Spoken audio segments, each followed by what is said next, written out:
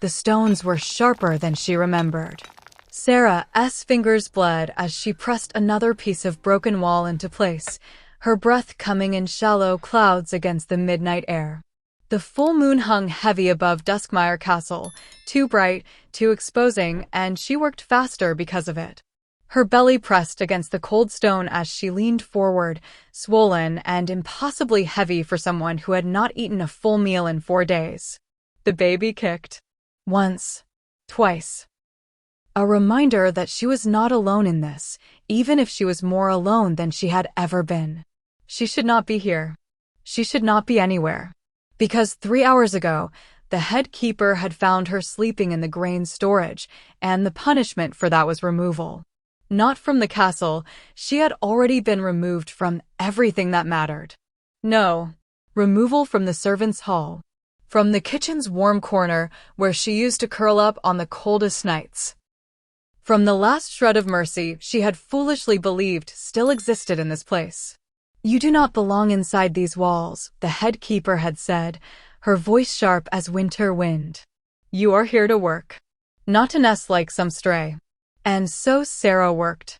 Even now, even as her body screamed for rest, even as the frost bit into her bare feet and the wind sliced through the thin, ragged dress that hung from her shoulders like a ghost of better days. She worked because it was the only thing keeping her visible. The only proof she was still worth the air she breathed. If she stopped, they would forget her. If she stopped, she would disappear. Duskmire Castle stood like a sleeping giant against the mountains, all black stone and iron teeth, its towers clawing at the sky. It was a place built for war, for dominance, for a king who did not know the meaning of softness. The wolves who served here moved with their heads low and their eyes down. The Lycan King's name was spoken in whispers, and his presence, rare as it was, left the air tasting of metal and fear. Sarah had seen him only twice. Once, from a distance, during the blood moon rite. His silhouette had been monstrous, larger than life, framed by fire and the howls of his warriors. She had felt the power rolling off him even from across the courtyard, a power so absolute it made her knees buckle. The second time, he had walked past her in the corridor.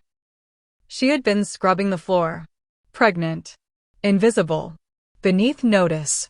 His boots had stopped 3 feet from her hands, and for one horrible, breath-stealing moment, she thought he would speak. But he did not. He simply stood there, silent and towering, before moving on. She had not dared to look up. But she had smelled him. Cedarwood and storm. Something wild and untamed, wrapped in the kind of control that only came from violence. And now here she was, fixing his wall. Trying to prove she had value. Trying to carve out some corner of the world where she could stay. Her hands trembled as she set another stone.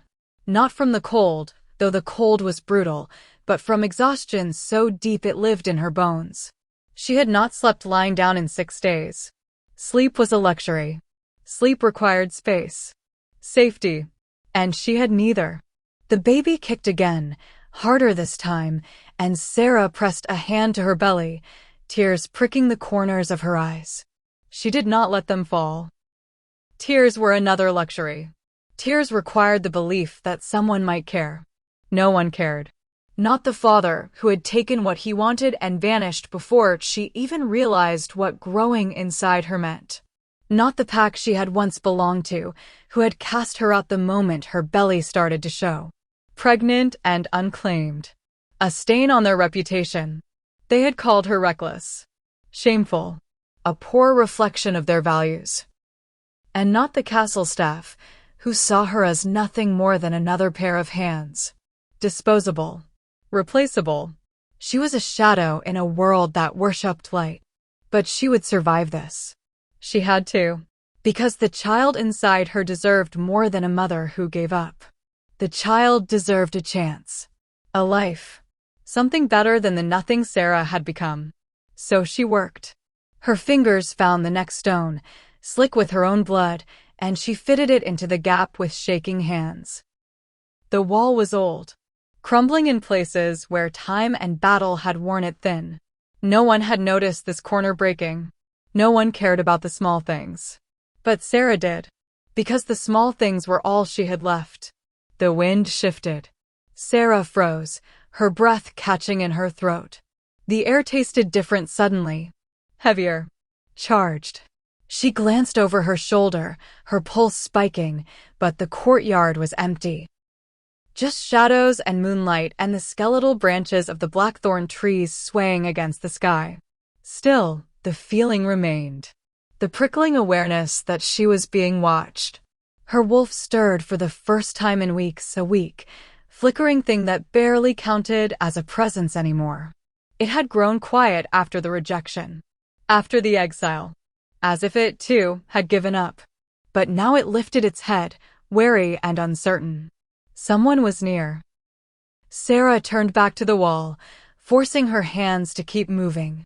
Maybe it was just a guard on patrol. Maybe it was nothing. She could not afford to draw attention.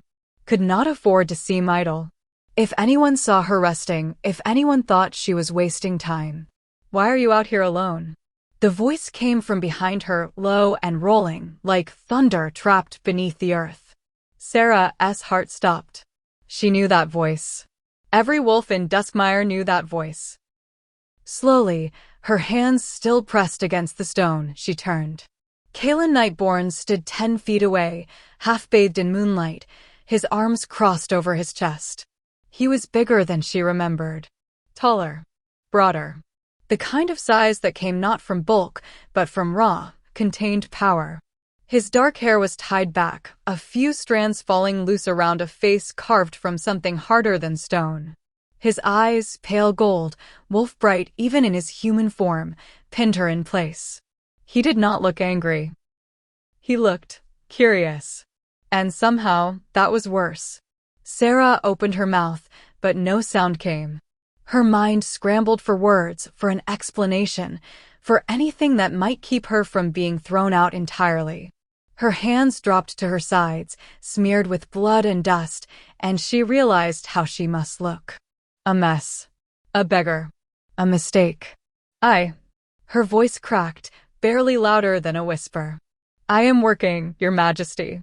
His gaze flicked to the wall behind her, then back to her face. His expression did not change. At midnight. It was not a question. Sarah swallowed hard, her throat dry. There was no other time. She stopped herself, hating the way her voice shook. Hating the weakness. I did not mean to disturb you. You did not. His voice was calm.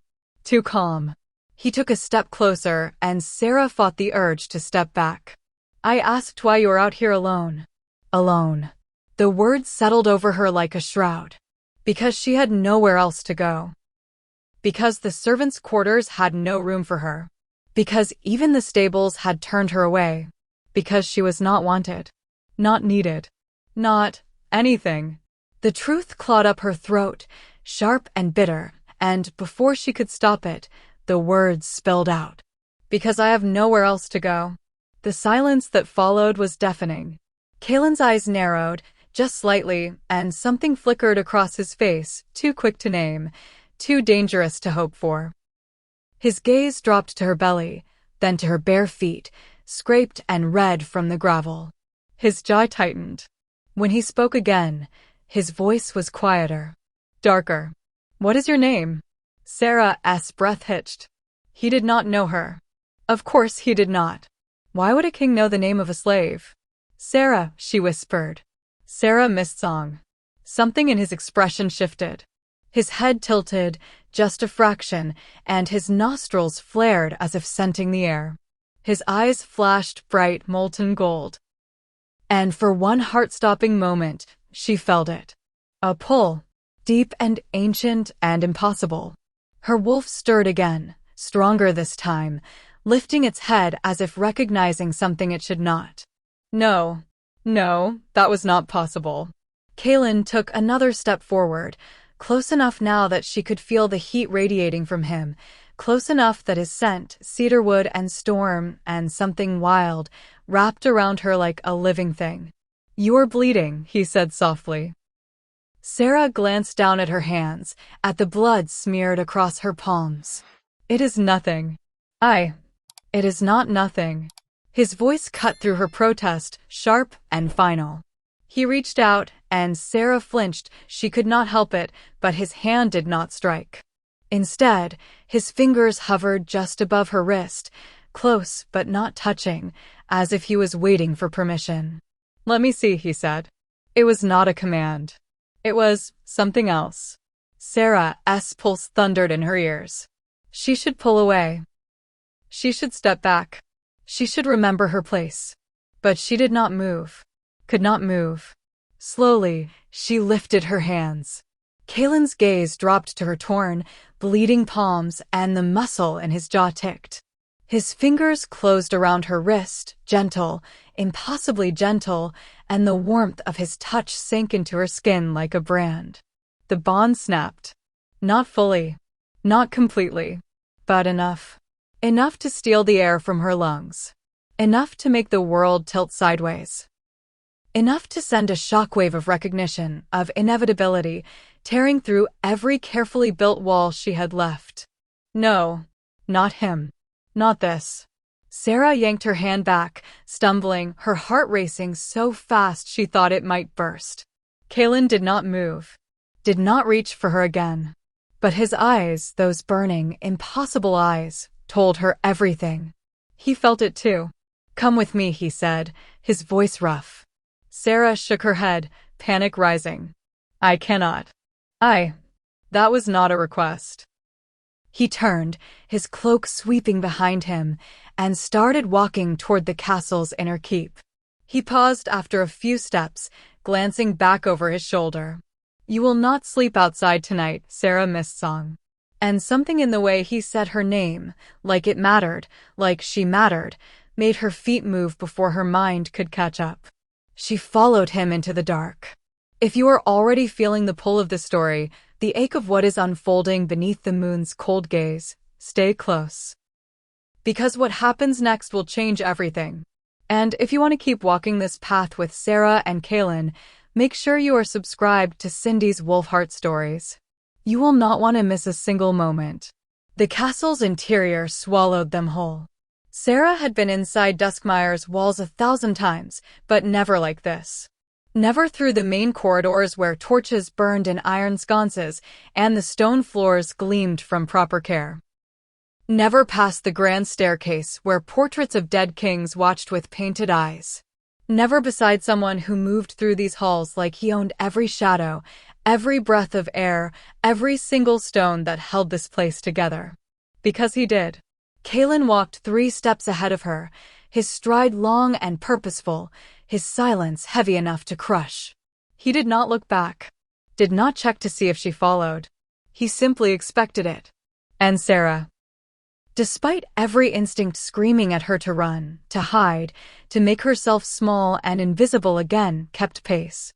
Her bare feet whispered against the cold floor. Her hands, still bleeding, hung at her sides. The baby shifted inside her, restless, as if sensing the tension coiling through her body like a living wire. What was she doing? Following the Lycan King through his own castle in the dead of night, her belly swollen with another man's child, her scent probably reeking of desperation and dirt. This was madness. This was dangerous. This was... Kalen stopped. Sarah nearly collided with his back. She caught herself just in time, stumbling slightly, her breath hitching. He still did not turn. He stood before a heavy wooden door, one hand resting on the iron handle, his shoulders rigid. For a long moment, he said nothing. Then, quietly, almost too quiet to hear, "You flinched when I reached for you." It was not a question. But it demanded an answer anyway. Sarah's throat tightened. Her fingers curled into fists at her sides, pain flaring where the cuts had barely begun to clot. I did not mean. Who hurt you?" The question landed like a physical blow. Direct. Unflinching. The kind of question that stripped away every defense she had spent months building. Sarah opened her mouth. Closed it. Her mind raced. What was she supposed to say? That everyone had hurt her? That the world itself had become one long, unending hurt? That she could not remember the last time someone had touched her without taking something? It does not matter, she whispered finally. Kalen's hand tightened on the door handle. The metal groaned under his grip. It matters. 2 words. Simple. Absolute. And for some reason, they cracked something inside her chest. He pushed the door open and stepped aside, gesturing for her to enter. Sarah hesitated, her eyes darting from the darkened room beyond to his face. His expression gave nothing away. Hard. Controlled.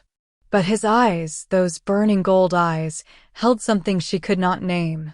Something that made her wolf press closer to the surface, curious and cautious all at once. I am not going to hurt you, Sarah. Her name again. Spoken like a vow. She believed him. She did not know why, but she did. Slowly, she stepped through the doorway. The space was smaller than she expected. Not a grand chamber or throne room, but something more private. Personal. A study, perhaps, or a sitting room. A fire burned low in the hearth, casting warm, flickering light across walls lined with shelves, books, maps, weapons mounted like trophies. A heavy wooden desk sat near the window, papers scattered across its surface. 2 chairs faced the fire, worn but sturdy, the kind that had seen years of use. It smelled like him. Cedarwood and storm. Leather and smoke. Sarah stood just inside the threshold, her arms wrapped around herself, suddenly aware of how out of place she was. How wrong. She did not belong here. This was a room for someone important. Someone valued. Not for a homeless, pregnant slave with blood on her hands and shame in her veins. Kalen closed the door behind them. The soft click of the latch sounded too loud in the quiet. He moved past her without a word, crossing to a small cabinet near the desk. He opened it, rummaged for a moment, then pulled out a clean cloth and a bottle of something that gleamed amber in the firelight. When he turned back to her, his expression was unreadable. Sit. Sarah did not move. Her eyes flicked to the chairs, then back to him. Your Majesty, Kalen. She blinked. What? My name is Kalen. He set the cloth and bottle on the small table between the chairs, then gestured again. Sit. Please. The please nearly undid her. Kings did not say please. Not to slaves. Not to anyone. Slowly, carefully, Sarah lowered herself into the chair nearest the fire. The cushion was soft, impossibly soft, and the warmth from the hearth soaked into her frozen skin like a blessing. She had to fight the urge to close her eyes, to sink into it, to let herself feel safe for just one moment. But safety was a lie. It always had been. Kalen sat across from her, close enough that their knees nearly touched. He picked up the cloth, dampened it with whatever was in the bottle, and held out his hand. Let me see. Sarah stared at his outstretched palm. Large. Scarred. Strong enough to crush bone, gentle enough to cradle something fragile. Her hands trembled as she placed them in his. The moment his skin met hers, the bond flared. Not the full snap, not the soul-deep, world-altering crash that came with a true mating bond, but the echo of it. The promise. The potential. It hummed between them, low and insistent, a frequency only they could hear. Sarah sucked in a breath, her entire body going rigid. Kalen's jaw tightened, his fingers flexing slightly against hers, but he did not pull away. Instead, he bent his head and focused on cleaning the blood from her palms, his touch careful, methodical, maddeningly gentle. The sting of the antiseptic barely registered. All Sarah could feel was the warmth of his hands, the rough calluses on his fingertips, the way he cradled her torn skin like it was something precious. No one had touched her like this. Ever. You have been working on that wall for 3 nights. Sarah's head snapped up. You? How did you? Kalen did not look at her. He kept his eyes on her hands, wiping away the dirt and dried blood with slow, deliberate strokes. I have seen you. Her heart stuttered. You have. Every night this week. His voice was low, almost reluctant, as if admitting it cost him something. You work when the others sleep. You do not eat in the dining hall. You do not stay in the servants' quarters. Heat flooded her cheeks. Shame. Sharp and bitter. He had been watching her. Seeing her at her lowest. Seeing the truth she had tried so hard to hide. I did not mean to be a disturbance, she whispered. Kalen's hands stilled. For a long moment, he said nothing. Then, finally, he lifted his gaze to hers. The intensity in his eyes stole her breath. You are not a disturbance, Sarah. His voice was rough, raw, like the words had been dragged from somewhere deep. You are a question I cannot stop asking. She did not understand. Could not understand. What? What do you mean? He set the cloth aside, but he did not release her hands. His thumbs brushed over her knuckles, a slow, absent gesture that sent shivers racing up her arms. I mean, he exhaled, his expression tight, conflicted. I mean, I do not know why I cannot stop watching you. I do not know why your scent follows me through every corridor. I do not know why seeing you out there tonight, alone and bleeding, and he stopped himself, his jaw clenching. I do not know what you are doing to me. Sarah's breath came faster. Her wolf whined, pressing against her ribs, desperate and confused. I am not doing anything. I am no one. You are not no one. The certainty in his voice silenced her. Kalen leaned forward, his elbows resting on his knees, his face inches from hers.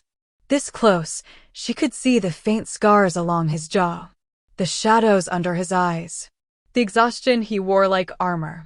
Do you know what it is like, he said quietly, to rule a kingdom full of wolves who expect you to be stone? To make every decision alone because trust is a luxury you cannot afford? To carry the weight of 1,000 lives and never be allowed to stumble? Sarah's throat tightened. She shook her head. It is suffocating, he continued, his voice barely above a whisper. And then I see you. This fragile, stubborn, impossible girl who should not be out in the cold, who should not be working herself to death, who should not be. His eyes dropped to her belly, and something painful crossed his face. Who should not be alone? Tears pricked the corners of Sarah's eyes. She blinked them back hard. I have always been alone. Not anymore. The words hung between them, a promise and a threat all at once. Sarah pulled her hands back, wrapping her arms around herself. You do not know me. You do not know what I have done. What I am. Then tell me. I cannot. Why? Because her voice broke. She stood abruptly, her chair scraping against the floor. She could not do this. Could not let him see. Could not let him get close enough to. Because you will cast me out like everyone else did. The silence that followed was deafening. Kalen's eyes narrowed, just slightly, and something flickered across his face, too quick to name, too dangerous to hope for. His gaze dropped to her belly, then to her bare feet, scraped and red from the gravel. His jaw tightened. When he spoke again, his voice was quieter, darker. What is your name? Sarah's breath hitched. He did not know her. Of course he did not. Why would a king know the name of a slave? Sarah, she whispered. Sarah Mistsong. Something in his expression shifted. His head tilted, just a fraction, and his nostrils flared as if scenting the air. His eyes flashed bright, molten gold, and for one heart-stopping moment, she felt it. A pull, deep and ancient and impossible. Her wolf stirred again, stronger this time, lifting its head as if recognizing something it should not. No, that was not possible. Kalen took another step forward, close enough now that she could feel the heat radiating from him, close enough that his scent, cedarwood and storm, and something wild, wrapped around her like a living thing. You are bleeding, he said softly. Sarah glanced down at her hands, at the blood smeared across her palms. It is nothing. It is not nothing. His voice cut through her protest, sharp and final. He reached out, and Sarah flinched. She could not help it, but his hand did not strike. Instead, his fingers hovered just above her wrist, close but not touching, as if he was waiting for permission. "Let me see," he said. It was not a command. It was something else. Sarah's pulse thundered in her ears. She should pull away. She should step back. She should remember her place. But she did not move. Could not move. Slowly, she lifted her hands. Kalen's gaze dropped to her torn, bleeding palms, and the muscle in his jaw ticked. His fingers closed around her wrist. Gentle, impossibly gentle, and the warmth of his touch sank into her skin like a brand. The bond snapped. Not fully. Not completely. But enough. Enough to steal the air from her lungs. Enough to make the world tilt sideways. Enough to send a shockwave of recognition, of inevitability, tearing through every carefully built wall she had left. No. Not him. Not this. Sarah yanked her hand back, stumbling, her heart racing so fast she thought it might burst. Kalen did not move. Did not reach for her again. But his eyes, those burning, impossible eyes, told her everything. He felt it too. "Come with me," he said, his voice rough. Sarah shook her head, panic rising. "I cannot." That was not a request." He turned, his cloak sweeping behind him, and started walking toward the castle's inner keep. He paused after a few steps, glancing back over his shoulder. "You will not sleep outside tonight," Sarah missed song. And something in the way he said her name, like it mattered, like she mattered, made her feet move before her mind could catch up. She followed him into the dark. If you are already feeling the pull of the story, the ache of what is unfolding beneath the moon's cold gaze, stay close. Because what happens next will change everything. And if you want to keep walking this path with Sarah and Kalen, make sure you are subscribed to Cindy's Wolfheart stories. You will not want to miss a single moment. The castle's interior swallowed them whole. Sarah had been inside Duskmire's walls 1,000 times, but never like this. Never through the main corridors where torches burned in iron sconces and the stone floors gleamed from proper care. Never past the grand staircase where portraits of dead kings watched with painted eyes. Never beside someone who moved through these halls like he owned every shadow, every breath of air, every single stone that held this place together. Because he did. Kalen walked 3 steps ahead of her, his stride long and purposeful, his silence heavy enough to crush. He did not look back. Did not check to see if she followed. He simply expected it. And Sarah, despite every instinct screaming at her to run, to hide, to make herself small and invisible again, kept pace. Her bare feet whispered against the cold floor. Her hands, still bleeding, hung at her sides. The baby shifted inside her, restless, as if sensing the tension coiling through her body like a living wire. What was she doing? Following the Lycan King through his own castle in the dead of night, her belly swollen with another man's child, her scent probably reeking of desperation and dirt. This was madness.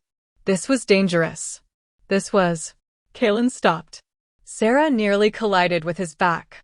She caught herself just in time, stumbling slightly, her breath hitching. He still did not turn. He stood before a heavy wooden door, one hand resting on the iron handle, his shoulders rigid. For a long moment, he said nothing. Then, quietly, almost too quiet to hear, "You flinched when I reached for you." It was not a question. But it demanded an answer anyway. Sarah's throat tightened. Her fingers curled into fists at her sides, pain flaring where the cuts had barely begun to clot. I did not mean. Who hurt you?" The question landed like a physical blow. Direct. Unflinching. The kind of question that stripped away every defense she had spent months building. Sarah opened her mouth. Closed it. Her mind raced. What was she supposed to say? That everyone had hurt her? That the world itself had become one long, unending hurt? That she could not remember the last time someone had touched her without taking something? "It does not matter," she whispered finally. Kalen's hand tightened on the door handle. The metal groaned under his grip. It matters. 2 words. Simple. Absolute.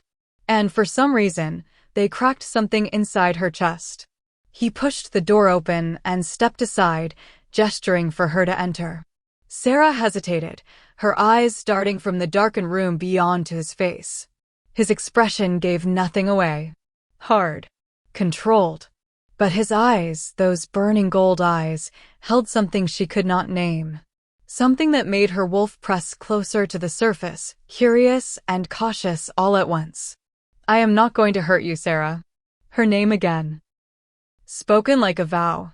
She believed him. She did not know why, but she did. Slowly, she stepped through the doorway. The space was smaller than she expected. Not a grand chamber or throne room, but something more private. Personal. A study, perhaps, or a sitting room. A fire burned low in the hearth, casting warm, flickering light across walls lined with shelves, books, maps, weapons mounted like trophies. A heavy wooden desk sat near the window, papers scattered across its surface. 2 chairs faced the fire, worn but sturdy, the kind that had seen years of use. It smelled like him. Cedarwood and storm. Leather and smoke. Sarah stood just inside the threshold, her arms wrapped around herself, suddenly aware of how out of place she was. How wrong. She did not belong here. This was a room for someone important. Someone valued. Not for a homeless, pregnant slave with blood on her hands and shame in her veins. Kalen closed the door behind them. The soft click of the latch sounded too loud in the quiet. He moved past her without a word, crossing to a small cabinet near the desk.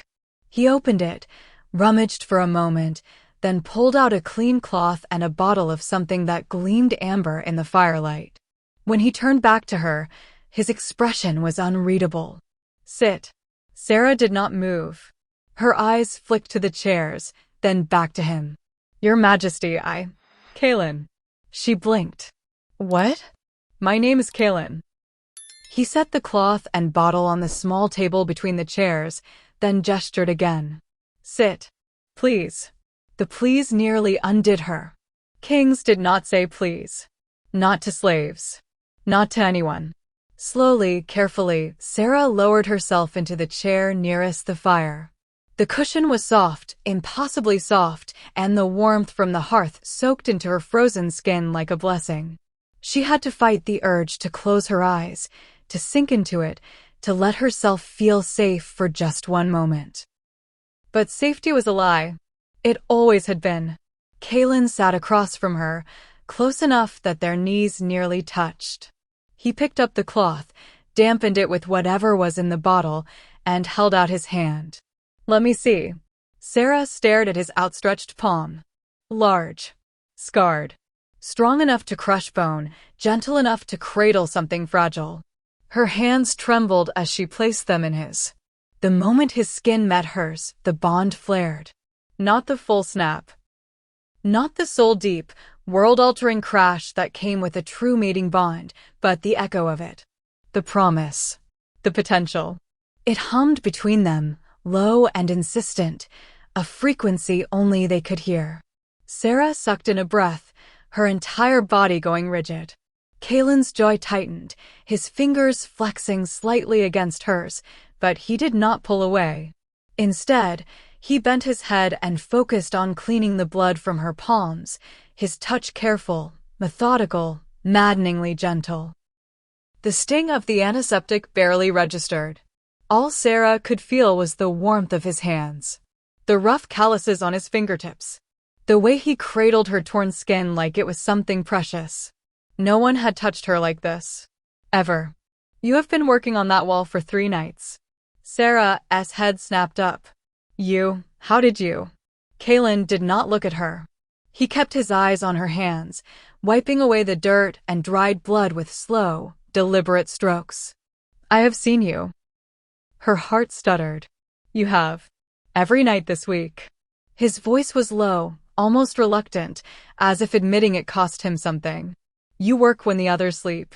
You do not eat in the dining hall. You do not stay in the servants' quarters. Heat flooded her cheeks. Shame. Sharp and bitter. He had been watching her. Seeing her at her lowest. Seeing the truth she had tried so hard to hide. I did not mean to be a disturbance, she whispered. Kaelin's hands stilled. For a long moment, he said nothing. Then, finally, he lifted his gaze to hers. The intensity in his eyes stole her breath. You are not a disturbance, Sarah. His voice was rough, raw, like the words had been dragged from somewhere deep. You are a question I cannot stop asking. She did not understand. Could not understand. What? What do you mean? He set the cloth aside, but he did not release her hands. His thumbs brushed over her knuckles, a slow, absent gesture that sent shivers racing up her arms. I mean, he exhaled, his expression tight, conflicted. I mean, I do not know why I cannot stop watching you. I do not know why your scent follows me through every corridor. I do not know why seeing you out there tonight, alone and bleeding, and he stopped himself, his jaw clenching. I do not know what you are doing to me. Sarah's breath came faster. Her wolf whined, pressing against her ribs, desperate and confused. I am not doing anything. I am no one. You are not no one. The certainty in his voice silenced her. Kaelin leaned forward, his elbows resting on his knees, his face inches from hers. This close, she could see the faint scars along his jaw, the shadows under his eyes, the exhaustion he wore like armor. Do you know what it is like, he said quietly, to rule a kingdom full of wolves who expect you to be stone? To make every decision alone because trust is a luxury you cannot afford? To carry the weight of 1,000 lives and never be allowed to stumble? Sarah's throat tightened. She shook her head. It is suffocating, he continued, his voice barely above a whisper. And then I see you. This fragile, stubborn, impossible girl who should not be out in the cold, who should not be working herself to death, who should not be. His eyes dropped to her belly, and something painful crossed his face. Who should not be alone? Tears pricked the corners of Sarah's eyes. She blinked them back hard. I have always been alone. Not anymore. The words hung between them, a promise and a threat all at once. Sarah pulled her hands back, wrapping her arms around herself. You do not know me. You do not know what I have done. What I am. Then tell me. I cannot. Why? Because her voice broke. She stood abruptly, her chair scraping against the floor. She could not do this. Could not let him see. Could not let him get close enough to. Because you will cast me out like everyone else did. The silence that followed was deafening. Kaelin rose slowly, his movements careful, controlled. He did not reach for her. Did not move closer. He simply stood there, his eyes locked on hers, and when he spoke, his voice was edged with something dark. Something dangerous. I am not everyone else. Sarah laughed, a bitter, broken sound. You are a king. You have a kingdom to protect. A reputation. Laws. And I am. She gestured to herself, to her swollen belly, to the blood still smeared on her dress. I am a mistake. A stain. The kind of problem people like you erase. Kaelin's eyes flashed bright, wolfish, burning. People like me. Yes. He took a step forward. Then another. Slow. Predatory. And Sarah's back hit the wall before she realized she had been retreating. He stopped just inches away, his hand braced against the stone beside her head, caging her in without touching her. His scent surrounded her, overwhelming, intoxicating, and her wolf keened. Let me tell you what people like me do, Sarah. His voice was low, dangerous, threaded with barely leashed control. We take what we want. We protect what is ours. And we do not let anyone, council, kingdom, or fate itself, tell us what we are allowed to care about. Her pulse thundered in her ears. I am not yours. His gaze dropped to her lips, then back to her eyes. Not yet. The air between them crackled. Sarah's breath came in shallow gasps. Every instinct told her to run. To protect herself. to not believe in the impossible.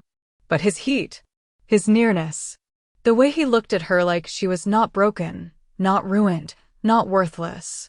"Why?" she whispered. "Why do you care?" Kalen's expression softened, just slightly. His free hand lifted, hovering near her face, and this time she did not flinch. His fingers brushed her cheek, featherlight, reverent, and the touch sent electricity singing through her veins. "Because," he said quietly, "when I look at you, I do not see a mistake. I see someone fighting to survive in a world that has given her every reason to quit. I see strength. I see fire." His thumb traced the line of her jaw. "And I see someone who deserves to be seen." A tear slipped free. Then another. Kalen caught them with his thumb, his expression pained. "Who did this to you, Sarah? Who made you believe you were nothing?" "Everyone," she whispered. "My pack. The father of my child. The servants here. Everyone." His eyes darkened. "Where is he?" "The father. Gone. He left before he even knew. And I do not want him back. I never did." Kalen's joy tightened. "Good. Because if I ever find him, I will make him regret every breath he has taken since." The vow in his voice should have frightened her. Instead, it made her feel something she had not felt in months. Protected. "You do not have to do this," she said softly. "You do not owe me anything." "I know." His hand slid from her face, and he stepped back, giving her space to breathe. "But I am doing it anyway." He crossed to the door, opened it, and stepped into the hallway. A moment later, he returned with a folded bundle of fabric, soft, clean, carefully chosen. "These are yours," he said, holding them out. "Clothes. Blankets. Whatever you need." Sarah stared at the offering, her heart in her throat. "I cannot." "You can. And you will." His tone left no room for argument. "There is a room being prepared for you now. Small, but private. Warm. Safe. You will sleep there tonight. And every night after." Her knees nearly buckled. "Your Majesty." "Kalen." "Kalen," she corrected, her voice trembling. "I am just a slave. People will talk. They will question. Let them." His eyes burned into hers. "I am the king. And if I say you stay, you stay." He turned toward the door, pausing at the threshold. When he looked back, his expression was unreadable. "Get some rest, Sarah, Miss Song. Tomorrow, we talk about why you have been living like a ghost in my castle. And who I need to punish for it." And with that, he was gone. Leaving Sarah alone in the warmth, clutching the clean clothes to her chest, her heart racing and her mind spinning. Because for the first time in her life, someone had fought for her. And she had no idea what to do with that. The room was small, but it had a door that closed. A window with glass that kept the wind out. A bed, an actual bed, with a mattress that did not smell of mold or other people's sweat. And in the corner, a small fireplace where embers glowed soft and red, breathing warmth into the space like a living thing. Sarah stood in the center of it all, the bundle of clean clothes still clutched to her chest, and tried to remember how to breathe. This was not real. It could not be real. People like her did not get rooms, did not get kindness, did not get seen by kings who looked at them like they mattered. Her legs gave out. She sank onto the edge of the bed, her body folding in on itself, and the sob that tore from her throat was silent. No sound. Just the sharp, violent shudder of something breaking inside her chest. The kind of break that had been coming for months. Maybe years. The baby kicked, a soft flutter against her ribs, and Sarah pressed both hands to her belly. "I am sorry," she whispered into the empty room. "I am so sorry. Sorry for being weak. Sorry for not being stronger. Sorry for bringing a child into a world that had no place for either of them." But even as the apology left her lips, another part of her, the part that had kept her alive through freezing nights and empty stomachs and the crushing weight of invisibility, whispered back. "You are still here. You survived." Barely. She had barely survived. The flashback came without warning, sharp and merciless, dragging her back 6 months. To the night, everything shattered. She had been kneeling in the center of the pack's gathering circle, the moon full and heavy overhead, her hands bound behind her back. The entire Silverthorn pack had surrounded her, men, women, children, all watching with expressions that ranged from pity to disgust to cold, detached judgment. Alpha Garrick had stood before her, his face carved from stone, his eyes empty of the warmth she had once believed existed there. He had been her alpha, her leader, the one who was supposed to protect his people. But she was no longer his people. Sarah Mistsong, he had said, his voice ringing out across the clearing. You stand accused of dishonoring this pack, of shaming our bloodline, of carrying the child of an outsider, a rogue, without bond, without claim, without permission. The words had hit her like stones, each one carefully chosen, each one designed to strip her of worth. She had tried to speak, tried to explain, but her voice had been drowned beneath the rising murmurs of the crowd. Whore, careless, stain. You were given every opportunity to uphold our values, Garrick continued. And you chose recklessness. You chose to lie with a wolf who had no name, no honor, no place among us. And now you carry the evidence of your shame. Sarah had wanted to scream that it had not been a choice, that the rogue had been charming and kind and had promised her things: safety, belonging, a future. And that by the time she realized he had lied, he was already gone, vanished like smoke. But they did not care about the truth.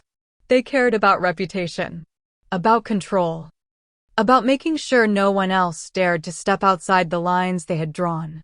There is no place for you here, Garrick had said. You are cast out, exiled. You will leave tonight, and you will not return. If you are found on Silverthorn territory again, you will be killed. The bond, the pack bond that had tied her to them since birth, had snapped. The pain had been immediate, excruciating, like having a piece of her soul ripped away and burned. Sarah had collapsed, gasping, her body convulsing as the severing tore through her. Her wolf had howled, desperate and broken, clawing at the emptiness left behind. And no one had helped her. They had simply watched. When she finally managed to stand, shaking and hollow, she had looked into the faces of wolves she had grown up with. Wolves she had trained beside, laughed with, trusted, and found nothing but cold indifference. One of the elder females had thrown a bundle at her feet. A single tattered cloak and a half-loaf of stale bread. Go, the woman had said, before the alpha changes his mind and decides exile is too merciful. Sarah had gone. Pregnant. Packless. Powerless. Or so they believed. But there was a reason Garrick had exiled her so quickly. A reason the judgment had been swift and absolute. A reason the council had not even deliberated. They were afraid. Because 3 weeks before the exile, something had happened. Something Sarah had tried to bury. Tried to forget. She had been in the training yard, sparring with one of the younger wolves, a cocky male who thought her pregnancy made her weak. He had gone too hard. Too rough. His claws had raked across her stomach, and the pain had been blinding. And then the fire had come. Not normal fire. Not the kind that burned wood or consumed flesh. Silver fire. It had erupted from her hands without thought, without control, a blazing torrent of moonlit flame that had sent the male flying backward. He had hit the ground hard, his fur singed, his eyes wide with shock and terror. The entire yard had gone silent. Sarah had stared at her hands, at the flickering silver flames still dancing across her fingertips, and felt the bottom drop out of her world. No. No, no, no. She had spent her entire life hiding it, burying it, pretending it did not exist. Her grandmother had warned her, had made her swear never to use it, never to let anyone see. The old blood runs in you, child, her grandmother had whispered on her deathbed, her gnarled fingers gripping Sarah's wrist. The silver flame. The mark of the first wolves. It has skipped generations, but it found you. And if they know, if they see, they will fear you. And fear makes people cruel. Sarah had listened. She had obeyed. But in that moment of pain, of fear for her unborn child, the power had broken free. And the pack had seen. Within hours, the council had convened. Within a day, she was exiled. They had called it punishment for her pregnancy, for her shame. But Sarah knew the truth. They cast her out because they were terrified of what she could become. Sitting on the edge of the bed in Kaelin's castle, Sarah slowly uncurled her fingers.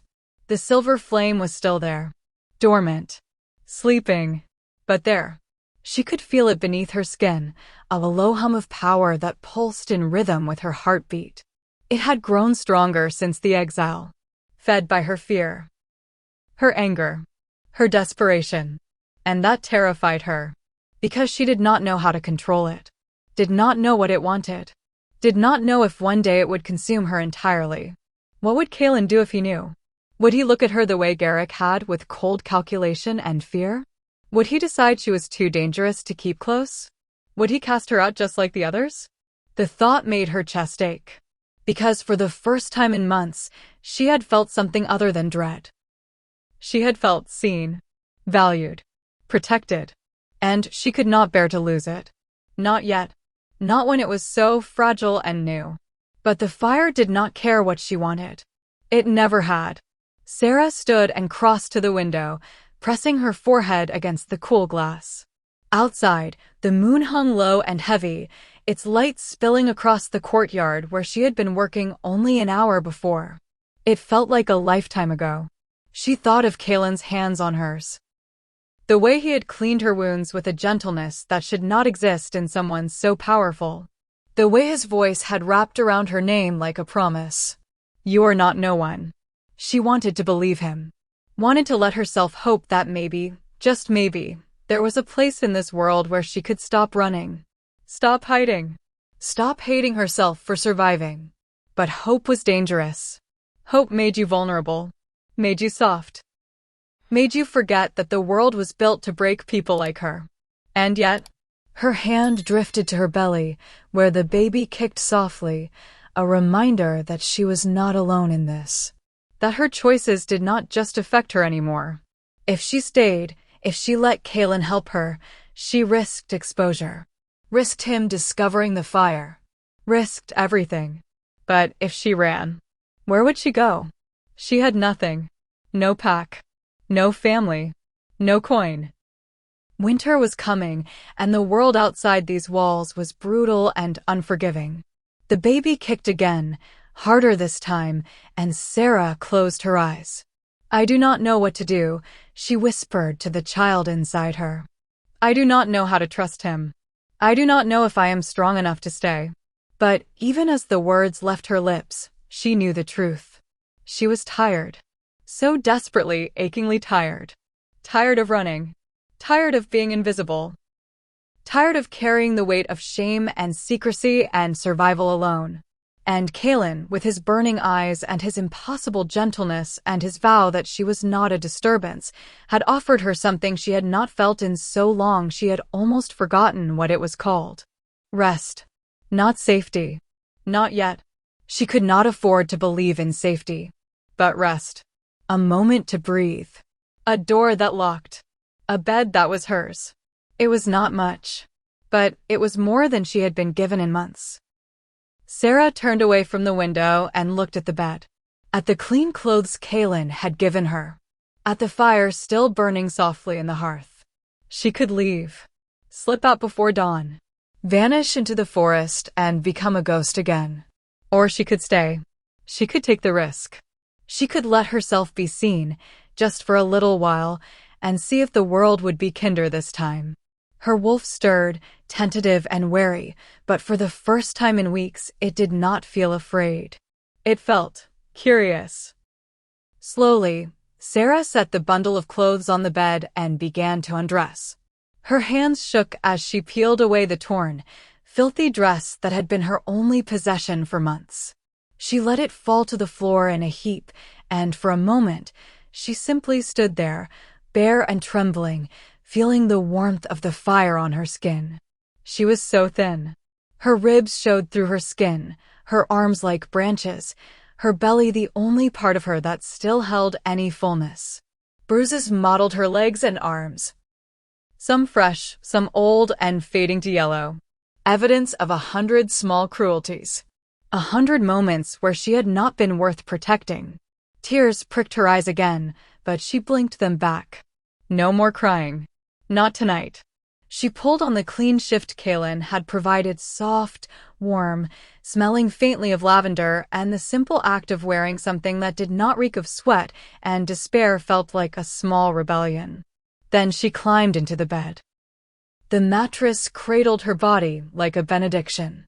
The blankets were heavy and soft, and when she pulled them up to her chin, a broken sound escaped her throat, half sob, half sigh. This was what people felt like. People who were not her. Warmth. Comfort. The simple, devastating luxury of lying down without fear. She closed her eyes, her hand resting on her belly, and let herself sink into it. Tomorrow, she would worry. Tomorrow, she would figure out how to navigate Kaelin's attention without exposing her secret. Tomorrow, she would decide if staying was worth the risk. But tonight, just for tonight, she let herself rest. And as sleep pulled her under, soft and irresistible, one last thought flickered through her mind. Maybe he is different. Maybe this time, I will not have to run. But even as sleep claimed her, the silver fire beneath her skin pulsed once. A reminder. A warning. A promise. You cannot hide forever, it whispered. And when they see what you truly are, will he still want you then? Sarah did not have an answer. She only had the fragile, foolish hope that maybe, just maybe, she would not have to find out. Not yet. Not tonight. Sarah woke to sunlight. Real sunlight. Not the gray, filtered dawn she had grown used to seeing through cracks in walls or the skeletal branches of trees. This was warm and golden, spilling through the window in thick bars that painted the floor honey bright. For a moment, she simply lay there, disoriented, her mind struggling to piece together where she was. The mattress beneath her was soft. The blankets smelled clean. Her body ached, but it was the deep, satisfied ache of real rest, not the sharp, jangling pain of sleeping on stone. Then the memories returned. Kaelin. The wall. His hands on hers. The room he had given her. Sarah sat up too quickly, her head spinning, her hand instinctively going to her belly. The baby shifted, a lazy roll that settled her racing heart. Still there. Still safe. She exhaled slowly and looked around the room in the daylight. It was even smaller than she had thought, barely large enough for the bed, a simple wooden chair, and the fireplace. But the walls were solid. The door had a latch. And someone had left a tray on the chair while she slept. Bread. Cheese. Dried fruit. A clay cup filled with water. Sarah stared at it, her throat tightening. When was the last time someone had brought her food? When was the last time anyone had thought to care for her without expecting something in return? She reached for the bread with trembling hands and bit into it. The taste exploded across her tongue, soft, warm, real, and she had to fight the urge to devour it all in desperate, graceless bites. Instead, she forced herself to eat slowly, to let her stomach adjust, to not make herself sick. The baby kicked approvingly, and despite everything, Sarah smiled. "We are going to be okay," she whispered. "I do not know how, but we are." A knock sounded at the door. Sarah froze, the bread halfway to her mouth. Her pulse spiked. For one irrational moment, she thought about hiding, about pretending she was not there. But the door had no lock from the inside, and whoever stood on the other side could enter whether she answered or not. "Come in," she said quietly. The door opened. But it was not Kaelin. An older man stepped inside, his movements careful and deliberate. He was tall but stooped slightly, as if age had begun to curve his spine. His hair was silver white, pulled back in a simple tie, and his eyes, pale gray, sharp as winter sky, swept over her with an assessing gaze that missed nothing. He wore robes. Dark green, embroidered with symbols Sarah did not recognize. Moons and trees and spiraling patterns that seemed to shift when she looked at them too long. This was not a soldier. Not a servant. This was someone important. Sarah Miss Song, the man said. His voice was low and measured, each word carefully chosen. I am Eldrin Valor, High Counsel to the Lycan King. I have been asked to speak with you. Sarah set the bread down, her appetite vanishing. She stood slowly, her hands clasped in front of her, her gaze lowered. Old habits. Slave habits. Your Majesty, I mean, Counsel, I did not mean to cause any trouble. If the king has changed his mind, I can leave. Sit. The command was not harsh, but it was absolute. Sarah sat. Eldrin moved to the window, his hands folded behind his back, his gaze distant. For a long moment, he said nothing, just stood there, silent and still, as if listening to something she could not hear. Then, quietly, do you know why the king brought you here? Sarah's heart hammered. He said I should not be outside. That I needed rest. That is what he said. Eldrin turned to face her, his pale eyes piercing. But do you know why he cares?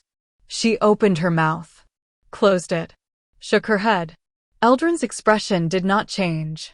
He does not know either. Not fully. But I do. A chill ran down Sarah's spine. The old man crossed the room and lowered himself into the chair across from her, his movements slow and deliberate. He studied her for a long moment, his gaze moving over her face, her hands, her belly, as if reading something written in a language only he understood.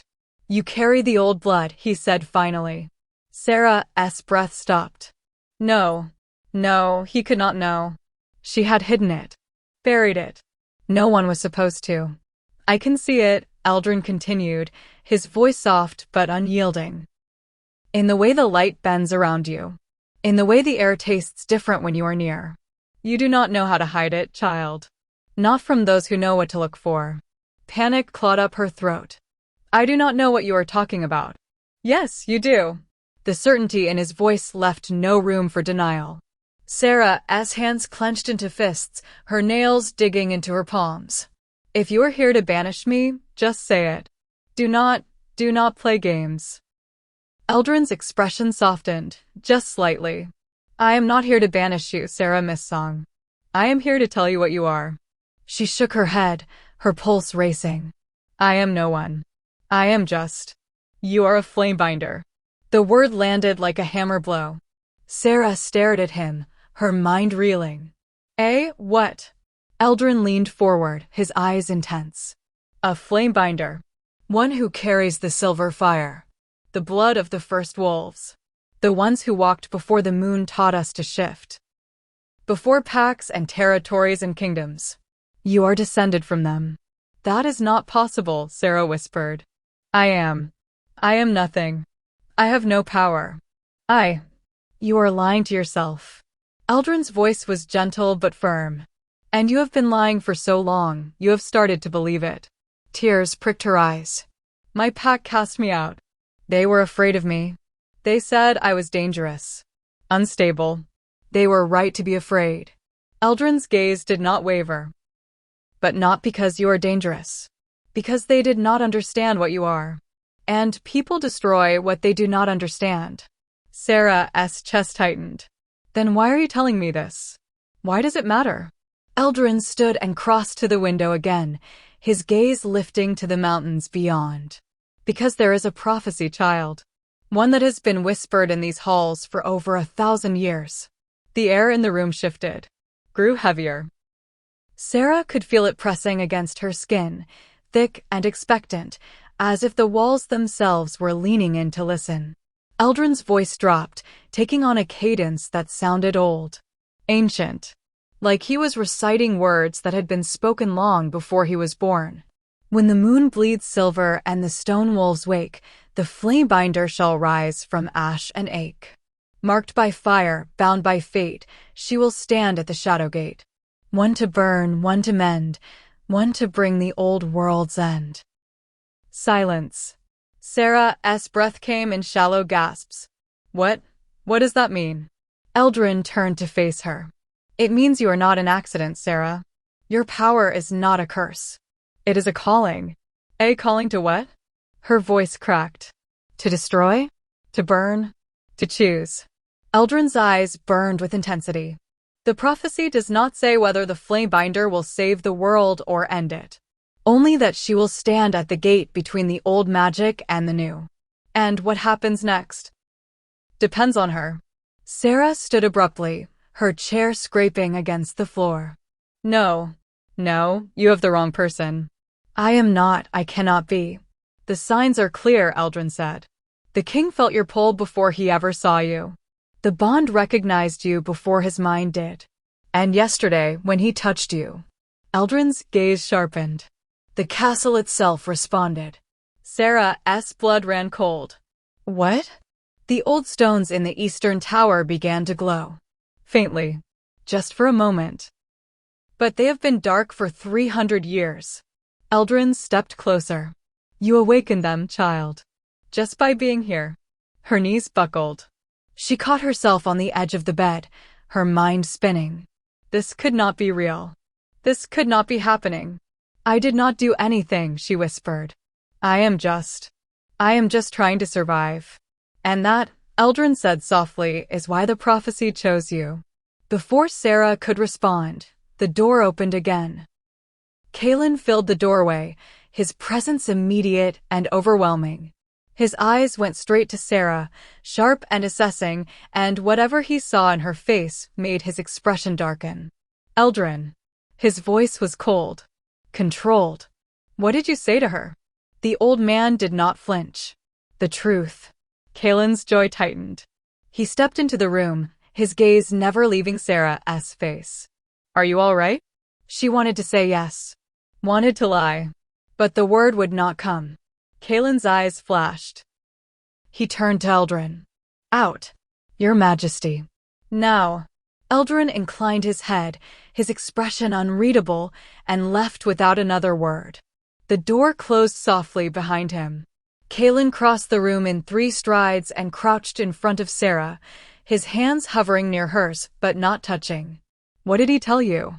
Sarah's throat was too tight to speak. She shook her head, tears spilling over. Kalen's expression cracked. Sarah, talk to me, he said. Her voice broke. He said I am part of a prophecy. That I am supposed to choose something.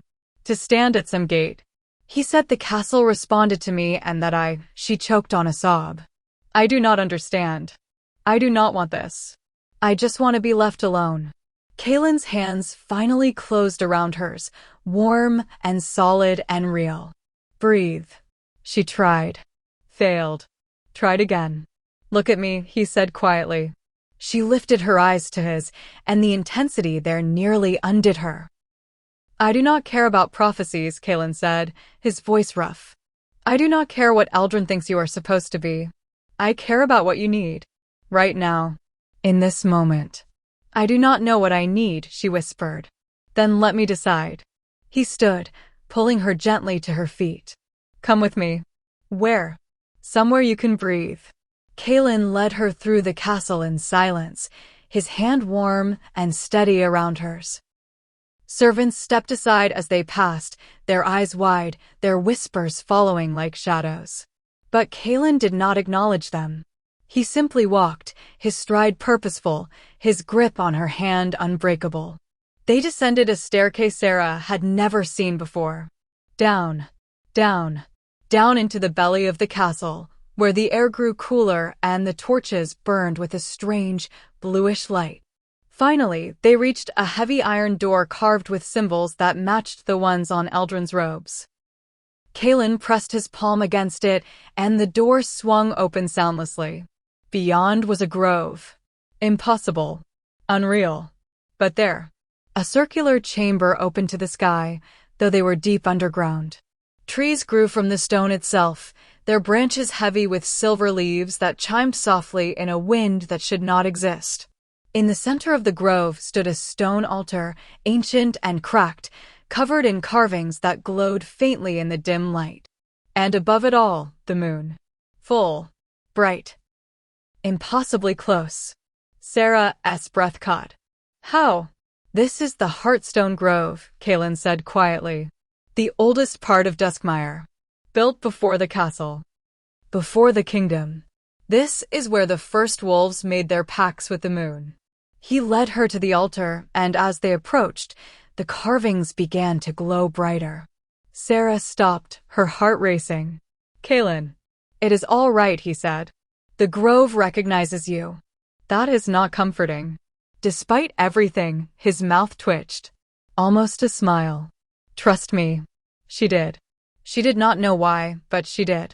They reached the altar, and Kaelin gently guided her hand to rest on the stone. The moment her skin made contact, the world exploded into light. Images flooded her mind. Fast. Overwhelming. Beautiful and terrible all at once. She saw wolves made of starlight running through forests that no longer existed. Saw a woman with silver fire pouring from her hands, standing before an army of shadow beasts. Saw the moon crack open and bleed light across the sky. Saw herself. Older. Stronger. Standing at the edge of a great chasm with flames dancing around her body like living things. And beside her, Kaelin. His hand in hers. His eyes burning gold. His voice a promise she could not yet hear. The vision shattered. Sarah gasped, stumbling backward. Kaelin caught her, his arms wrapping around her, holding her steady as the world spun. What did you see? He asked, his voice tight. I do not. She could not find the words. Could not make sense of the images still burning behind her eyes. But one thing was clear. She was not running from this. Not anymore. The prophecy had found her. And whether she wanted it or not, her destiny had begun. The council chamber was a place built for judgment. Sarah knew this the moment Kaelin led her through its towering doors 3 days after the Heartstone Grove. The ceiling stretched impossibly high, disappearing into shadows that no torch could reach. Stone columns lined the walls like silent sentinels, each one carved with the faces of long-dead alphas who seemed to watch with cold, disapproving eyes. And at the far end of the chamber, a semicircle of chairs rose in tiers, thrones for the council members who held the power to shape kingdoms with their words. Every single seat was filled. Sarah's steps faltered. Her hand tightened reflexively around Kaelin's arm, and she felt him shift closer, a subtle but unmistakable move of protection. You do not have to do this, he murmured, his voice low enough that only she could hear. Say the word and we leave. But they both knew that was a lie. Because 3 hours ago, a formal summons had been delivered to Sarah's door. Sealed with the council's mark. Written in careful, legal script that made every word feel like a noose tightening. Sarah Miss Song is hereby summoned to appear before the High Council of Duskmire to address matters of residency, status, and the king's recent interest. The pause before interest had been deliberate. Pointed. A blade wrapped in silk. Kaelin had been furious. Sarah had watched him read the summons, watched his jaw turn to stone and his eyes flash that dangerous, molten gold. He had wanted to refuse. To tear the parchment in half and tell the council exactly where they could put their summons. But Eldrin had been there. Had placed a weathered hand on the king's shoulder and spoken words that Sarah had not been meant to hear. If you defy them now, they will see her as your weakness. And they will use that against you both. So here they were. Walking into a room full of wolves who had already decided she did not belong. Eldrin sat in the center seat, his expression unreadable, his pale eyes tracking their approach. To his right sat a woman with iron gray hair pulled back, so severely it looked painful. Her name was Maelys Rowthorn, and Sarah had heard the servants whisper about her. Cold as winter stone, with a tongue sharp enough to flay skin from bone. To Eldrin's left sat a broad-shouldered man with a scar running from his temple to his jaw. Torn black grave. Former general. Current dissenter. He had opposed Kaelin's rule from the beginning, or so the rumors said. Believed the king was too young, too soft, too willing to break tradition. And in the lower seats, a dozen other council members. Advisors. Clan representatives. Wolves with power and influence and opinions they were eager to share. But it was the man standing at the base of the tiers who made Sarah's blood run cold. He was tall, broad, built like a warrior, with dark hair tied back and eyes the color of burnt amber. He wore the furs and leathers of a visiting alpha, and the silver clasp at his throat bore a symbol Sarah recognized, a wolf's head circled by storm clouds. Alpha Riven Bloodmore, leader of the Stormcrest Pack. One of the most powerful alphas in the Northern Territories. And according to the whispers Sarah had overheard in the kitchens, a man who had been trying to forge an alliance with Duskmire for years. An alliance that would be sealed with a marriage. Kaelin's marriage. Riven's eyes flicked to Sarah, and something dark and calculating passed over his face. He smiled. It did not reach his eyes. Your Majesty, Riven said, his voice smooth and rich. I was beginning to think you had forgotten we had a council session today. I forget nothing, Riven. Kaelin's tone was clipped. Cold. He guided Sarah to a spot near the center of the room, then stepped forward to address the council. Let us dispense with the pleasantries. You summoned her. Here she is. Say what you need to say. Melis leaned forward, her thin lips pressed into a tight line. Very well. Sarah Mistsong. You stand before this council as an outsider. A wolf with no pack, no claim, and no status within Duskmire. Yet you have been granted private chambers within the castle. You have been given the king's personal protection. And you have been seen in places that are reserved for those of rank and bloodline. Her gaze dropped pointedly to Sarah's belly. We seek to understand, Melis continued, her voice dripping with false courtesy, what exactly your position is here, and whether your condition has influenced His Majesty's judgment. The insinuation was clear. Brutal. Sarah's cheeks burned. Her hands clenched into fists at her sides, her nails biting into her palms. She wanted to speak, to defend herself, but her voice felt trapped in her throat, smothered beneath the weight of a dozen hostile stares. Kaelin stepped between Sarah and the council, his body a wall of barely controlled fury. Her position, he said, his voice dangerously soft, is that of a guest under my protection. She is here because I wish her to be here, and my judgment is not yours to question. Torin rose from his seat, his scarred face hard. With respect, Your Majesty, it is precisely our duty to question. You are the Lycan King. Your decisions affect the entire kingdom. And bringing an unclaimed, pregnant outsider into the castle, giving her access to sacred spaces like the Heartstone Grove, sends a message that undermines everything we have built.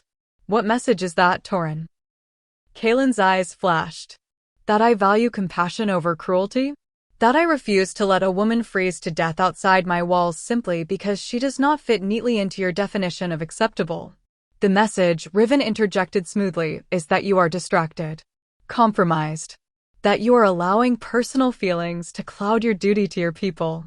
Kaelin turned slowly to face Riven, and the temperature in the room seemed to drop. Careful, Riven. Riven spread his hands, the picture of innocence. I mean no offense, Your Majesty. I simply speak as a friend, an ally, one who has offered his own daughter's hand to strengthen our kingdoms. An offer that still stands. His gaze slid to Sarah, cold and dismissive. Unless, of course, your interests now lie elsewhere. Melis stood, her voice ringing out across the chamber. This is precisely the concern, Your Majesty. You have responsibilities. A duty to secure the future of this kingdom through a proper alliance. Yet instead of honoring the agreements we have worked years to build, you spend your time with a nameless girl who carries another man's bastard. The word hit like a slap. Sarah flinched, her breath catching. The baby inside her seemed to still, as if sensing the hostility pouring from every corner of the room. Kaelin's control snapped. He moved so fast Sarah barely saw it. One moment he was standing beside her.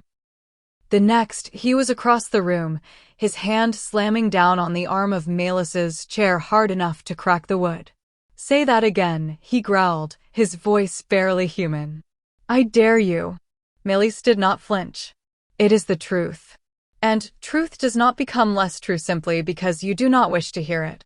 "She is a person," Kaelin snarled. "Not a political inconvenience. And you will speak of her with respect, or you will leave this council permanently." Eldrin rose, his voice calm but commanding. "Enough. Your Majesty, please step back." Kaelin did not move. His eyes burned gold, his wolf too close to the surface. For a terrible moment, Sarah thought he might shift right there. Might tear the council chamber apart with his bare hands. But then his gaze flicked to her. Found her standing alone in the center of the room, her arms wrapped protectively around her belly, her face pale and stricken. And something in his expression broke. He stepped back. Eldrin exhaled slowly. "This council is not here to cast judgment on Sarah Missong's past. We are here to determine her place in Duskmire, if any." "She has no place here," Torin said flatly. "She is packless, powerless, a burden on our resources and a distraction to our king." "She is not powerless." Every head turned. Eldrin's gaze was steady, unflinching. "Sarah Missong carries the old blood. She is a flamebinder. And whether you believe in the prophecies or not, the Heartstone Grove recognized her. The signs are undeniable." Silence crashed over the room. Then Melis laughed, a cold, sharp sound. "Prophecies. Old blood. Eldrin, I expected better from you. The girl is no more a flamebinder than I am. She is a frightened, homeless wolf looking for shelter. And she has used her condition to manipulate the king's sympathy." "I have not," Sarah's voice cracked, barely audible. "I have not manipulated anyone." Melis turned her cold gaze on Sarah. "Then prove it. Show us this so-called power. If you truly carry the silver flame, let us see it." Sarah's heart slammed against her ribs. I cannot. Cannot? Or will not." Melis's smile was vicious. "How convenient." "Leave her alone," Kaelin said, his voice deadly quiet. But Riven stepped forward, his expression thoughtful. "Actually, I think Melis has a point. If the girl truly is what Eldrin claims, then a simple demonstration would settle this matter. And if she cannot, well, then we know the truth, do we not?" Torin nodded. "I agree. Prove your worth, girl. Or admit you have none." Sarah looked at Kaelin, desperation clawing at her chest. His expression was torn fury and helplessness warring across his face. He could not save her from this. Not without making it worse. She turned back to the council. To the faces watching her with cold curiosity or outright disdain. They wanted her to fail. Wanted her to prove she was nothing. Wanted an excuse to cast her out and return Kaelin's attention to matters they deemed worthy. And if she did show them the fire, what then? Would they fear her the way her old pack had? Would they decide she was too dangerous to live? Would they turn Kaelin against her? Her hands trembled. The silver flame pulsed beneath her skin, eager and hungry, responding to her fear and anger. Her voice was barely a whisper. "I do not want to hurt anyone." Melis's smile widened. How noble. But cowardice dressed as compassion is still cowardice. Something inside Sarah cracked. She lifted her hands, palms up, and closed her eyes. She reached for the fire the way her grandmother had taught her, gently, carefully, like coaxing a wild animal. The flame responded instantly. Silver light bloomed across her palms, bright and cold and beautiful. It danced between her fingers, casting flickering shadows across the council chamber. Gasps echoed through the room. Someone swore. Someone else stumbled backward. Sarah opened her eyes and saw the fear on their faces. The same fear she had seen in her old pack.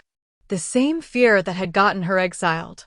And she understood, with a sickening certainty, that nothing had changed. "Enough," Melis said, her voice sharp. "Extinguish it." Sarah closed her fists, and the flames vanished. But her hands still glowed faintly, the power reluctant to retreat entirely. Torin stood, his face hard. "This changes nothing. If anything, it proves she is dangerous. Unstable. A threat to the kingdom." "She is the Flamebinder," Eldrin said firmly. "The prophecy." "The prophecy is a children's story," Melis snapped. "And I will not allow this kingdom to be jeopardized because an old man reads omens in shadows." Riven stepped forward, his gaze locked on Sarah with unnerving intensity. "I propose a compromise. The girl may stay, but only if she renounces any claim to the king's attention. She will be housed, fed, and kept safe, but she will not interfere with matters of state. And His Majesty will proceed with the marriage alliance as planned." Kaelin's voice cut through the room like a blade. "No." Riven turned to him, his expression carefully neutral. "Your Majesty, be reasonable." "I said no." Kaelin crossed the room to stand beside Sarah, his presence solid and unmovable. "Sarah stays. Under my protection. And I will not be bartered into a marriage to suit your political ambitions." Melis's eyes narrowed. "Then you force our hand, Your Majesty." The council votes. All in favor of removing Sarah Missong from Duskmire, effective immediately. Hands rose. 1, 2, 5, 7. More than half the council. Sarah's world tilted. Eldrin remained seated, his hand lowered. As did 2 others. But the majority had spoken. "The council has decided," Melis said, her voice cold and final. "Sarah Missong will leave Duskmire by dawn. Any attempt to harbor her will be considered treason against the council's authority." "You overstep," Kaelin snarled. "I am the king, not you." "And a king who ignores his council is a tyrant," Torin said. "Is that what you wish to be, Your Majesty? A tyrant who sacrifices his kingdom for one insignificant girl?" The silence that followed was suffocating. Kaelin's hands shook. His eyes burned. Every muscle in his body was coiled tight, ready to strike, to fight, to tear the council apart. But he could not, because Torin was right. If he defied the council now, if he chose Sarah over their authority, he would fracture the kingdom, would turn allies into enemies, would start a war he could not win. Sarah saw it in his eyes. The terrible, impossible choice. Her or his crown. Her or his people. Sarah stepped forward, her voice steady despite the tears streaming down her face. "I will go." "No," Kaelin said immediately, his hand reaching for her. "Sarah." "I will go," she repeated, louder this time. She looked up at him, at the anguish carved into his face, and felt her heart shatter. "You are a king, Kaelin. You have responsibilities. A kingdom. I will not be the reason you lose that." "You are not." "Yes, I am." She pulled her hand from his, even though it felt like tearing off her own skin. "And we both know it." She turned to face the council, lifting her chin even as her world crumbled. "I will leave by dawn," she said. "As you wish." Melis nodded, satisfied. A wise decision. Sarah did not wait for dismissal. She turned and walked toward the doors, her steps measured, her spine straight. She would not let them see her break. Not here. Not now. Behind her, she heard Kaelin's voice. Raw, desperate, broken. "Sarah, please." But she did not stop. She pushed through the doors and into the corridor beyond, and the moment they closed behind her, she ran. Sarah did not return to her room. She ran through the castle, through corridors and courtyards, until she reached the outer wall. The same wall she had been repairing the night Kaelin found her. She collapsed against it, her sobs coming hard and fast, her hands pressed against the cold stone. They had taken everything. Again. Her pack. Her home. Her safety. And now, the one person who had made her believe she could be more than the nothing they said she was. The silver fire surged inside her, wild and furious, responding to her grief. And for the first time, Sarah did not push it down. She let it burn. Her hands ignited, flames pouring from her palms, and she slammed them against the wall. The stone hissed and glowed, cracks spreading like veins, the ancient rock responding to the old magic in her blood. "I am not nothing," she whispered, her voice shaking with rage and pain. "I am not." The fire blazed brighter. "They want me gone? Fine. I will go. But I will not disappear. I will not be erased." The flames roared, climbing up the wall, burning silver bright against the night sky. "I am a flamebinder, and they will remember my name." The fire exploded outward, a shockwave of silver light that shook the castle to its foundations. And in the council chamber, every wolf felt it. The old magic had awakened, and it was done hiding. The silver flames were still dancing across her fingertips when Kaelin found her. Sarah did not hear him approach, did not sense him until his scent, cedarwood and storm, cut through the smoke and ash that hung in the air around her. She was kneeling at the base of the wall, her shoulders shaking, her hands pressed against the scorched stone where the fire had left its mark. The ancient rock glowed faintly, veins of silver light pulsing through the cracks like a heartbeat. Like the wall itself had come alive. "Sarah." His voice was soft. Careful. The way someone might speak to a wounded animal. She did not turn. Could not turn. If she looked at him now, if she saw pity or fear or regret in his eyes, she would shatter completely. "You should go back," she said, her voice hoarse from crying. "The council made their decision. If you are seen with me, they will. I do not care what they will do."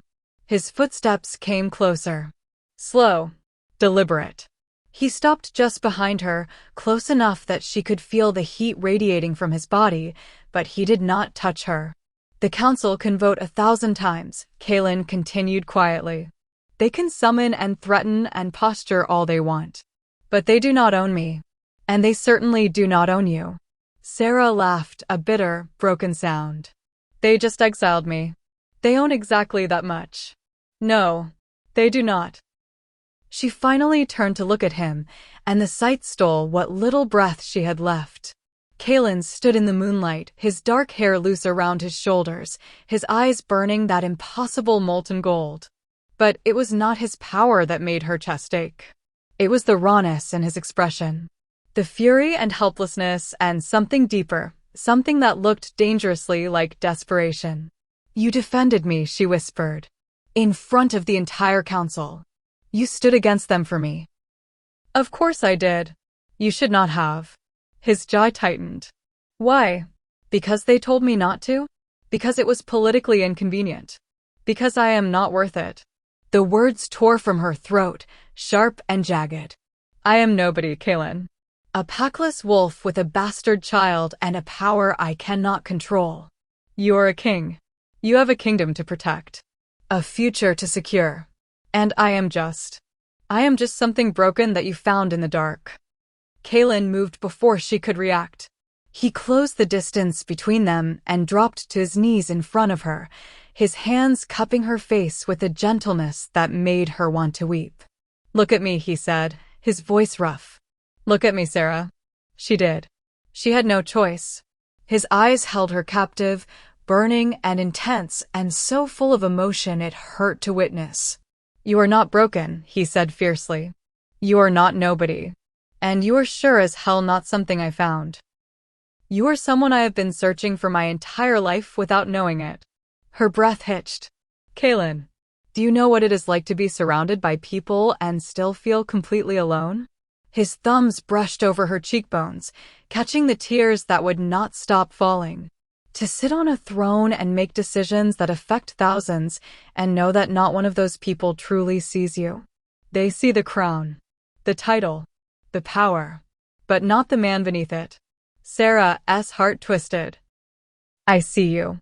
I know." His voice cracked. "That is why I cannot let you go. The council can burn for all I care. His forehead dropped to rest against hers, his breath warm against her skin. I have spent my entire life doing what was expected of me, being the perfect heir, the perfect king, marrying the right alliances, saying the right words. And I am so tired, Sarah. I am so goddamn tired of being stone when all I want is to feel something real. I am real, she whispered. I know. His hands slid from her face to her shoulders, then down her arms, his touch leaving trails of heat in its wake. You are the most real thing I have ever known. They sat like that for a long moment, tangled together in the moonlight, the silver flames still flickering faintly across Sarah's hands. The world beyond the wall was silent, waiting. Finally, Kaelin pulled back just enough to meet her eyes. Can I tell you something? Sarah nodded, not trusting her voice. He exhaled slowly, his gaze distant. I was not supposed to be king. I had an older brother, Theron. He was everything I was not.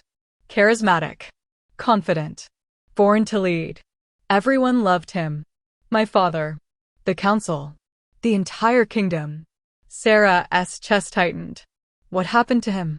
He was murdered. Kaelin's voice went flat, emotionless.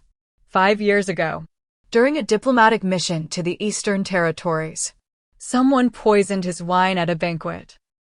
He died before the healers could reach him. Kaelin. Sarah reached for his hand, lacing her fingers through his.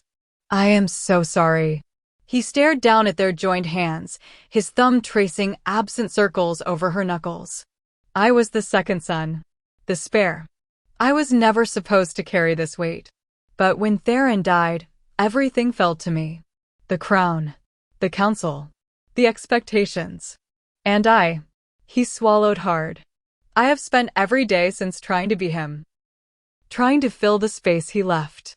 And failing. You are not failing, Sarah said fiercely. The council would disagree. The council is afraid of you. She shifted closer, her free hand coming up to rest against his chest, feeling the rapid beat of his heart beneath her palm. They see your strength and call it recklessness. They see your compassion and call it weakness. But those are not flaws, Kaelin. Those are the things that make you better than any king they could have chosen. His eyes snapped to hers, wide and startled. You truly believe that? I do. For a long moment, he just stared at her. Then, slowly, carefully, he lifted her hand from his chest and pressed his lips to her knuckles. The kiss was soft, reverent, and it sent shivers racing up her spine. No one has ever said that to me before, he murmured against her skin. No one has ever looked at me the way you do. Like I am enough. You are more than enough, Sarah whispered. His eyes flashed, and the air between them shifted, thickened, became something charged and dangerous and inevitable. I need to tell you something, Sarah said quietly. About the fire. About what I am. Kaelin's expression grew serious. You do not have to. Yes, I do. She pulled her hand back and looked down at her palms, where the silver flames still pulsed faintly beneath her skin. My grandmother told me stories when I was young. About the first wolves. The ones who walked before the moon taught us to shift. She said they were not just wolves. They were something more. Something ancient. They could call fire from the earth. Could speak to the stones. Could bend the world to their will. She paused, gathering her courage. She said the power had been lost. That it had faded over generations as the bloodlines mixed and diluted. But every once in a while, it would resurface. A child would be born who carried the old magic. And when that happened, her voice dropped to a whisper. The Pax would have to choose. Embrace them or destroy them. Kaelin's joy tightened. Your pack chose destruction. They chose fear. Sarah lifted her gaze to his. The fire came when I was 12. I was angry. Some of the older wolves had been teasing me, saying I was too weak to ever be a real fighter. And I wanted them to stop. I wanted to be strong. And the fire answered. She held up her hand, and the silver flames bloomed across her palm, bright and cold and beautiful. I burned 3 of them before I could stop it, she said, her voice thick with shame. Not badly, but enough. Enough for everyone to see what I was. My grandmother made me swear to hide it, to never use it again. She said if the Alpha found out, he would kill me. So I buried it, locked it away, pretended it did not exist. Until the training yard, Kaylin said quietly. Sarah nodded. I was so scared. The wolf had clawed my stomach, and I thought he was going to hurt the baby. And the fire just exploded. I could not control it, could not stop it. And when they saw, she closed her fist, extinguishing the flames. They knew, and I was exiled within a day. Kaylin was silent for a long moment. Then he reached out and gently uncurled her fingers, revealing her empty palm. Show me again, he said softly. Sarah hesitated. You are not afraid?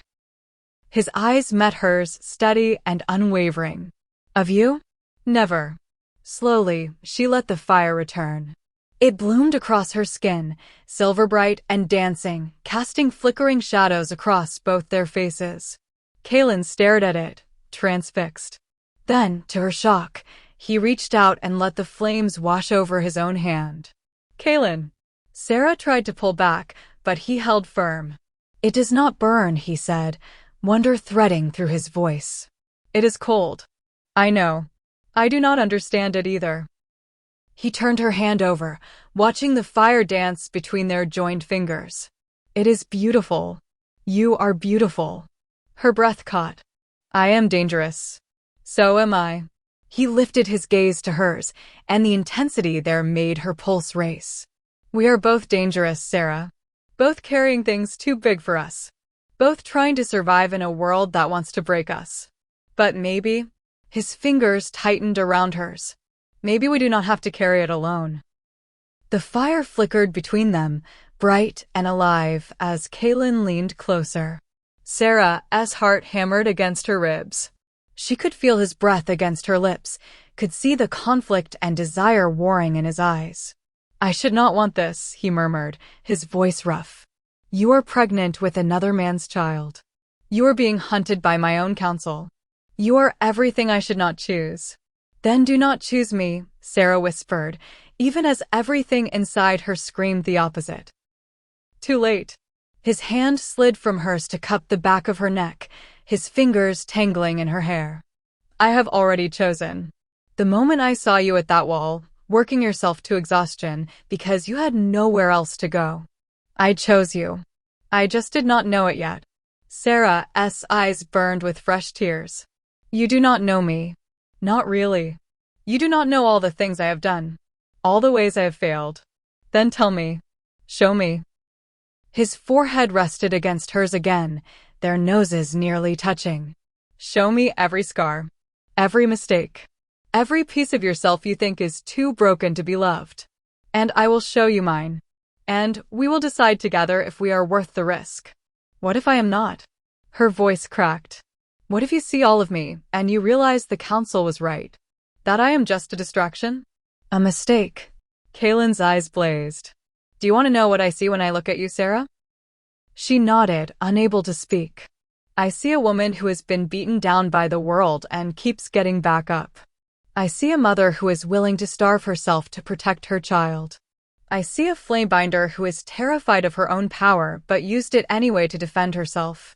His thumb traced the line of her jaw. I see strength. I see fire. I see someone who has every reason to give up and chooses to fight instead. Kaylin. I see you, Sarah. All of you. And you are not a mistake. You are a miracle. The words broke something inside her. Some final wall she had been holding up to protect herself. And before she could stop herself, before fear or logic or self-preservation could intervene, she closed the distance between them. Their lips met softly at first. Tentative. Testing. But then Kaylin made a sound low in his throat, desperate and hungry, and the kiss deepened. His hand fisted in her hair. Her fingers clutched at his shirt. The silver fire flared between them, wrapping around their bodies like a living thing, warm and protective and right. Sarah had been kissed before. By the rogue who had left her pregnant and alone. By a few clumsy young wolves in her old pack. But this was different. This was a kiss that tasted like coming home. Like finding something she had not even known she was searching for. Like two broken pieces finally fitting together. When they finally pulled apart, both breathing hard, Kalen rested his forehead against hers and laughed, a soft, disbelieving sound. "We are in so much trouble," he murmured. Sarah smiled through her tears. "I know. The council is going to lose their minds. I know. And I do not care." He pulled back just enough to meet her eyes, his expression fierce. "Let them rage. Let them scheme. Let them vote me off the throne if they want. You are staying. And no one. Not the council, not Riven, not fate itself, is taking you from me." Sarah's heart swelled. What if they try? His smile was sharp. Dangerous. Absolutely feral. Then they will learn exactly why I am called the Lycan King. They stayed there for hours, tangled together against the wall, talking in quiet voices as the moon traveled across the sky. Kalen told her about Theron. About the pressure of the crown. About the loneliness of leadership. Sarah told him about her grandmother. About the years she spent hiding her power. About the rogue who had promised her the world and left her with nothing. And slowly, piece by piece, they built something fragile and precious between them. Trust. As dawn began to lighten the horizon, Kalen stood and offered her his hand. "Come with me," he said. "Where?" "Anywhere but here." His smile was soft. Real. "Just for today. Let the council stew. Let them wonder.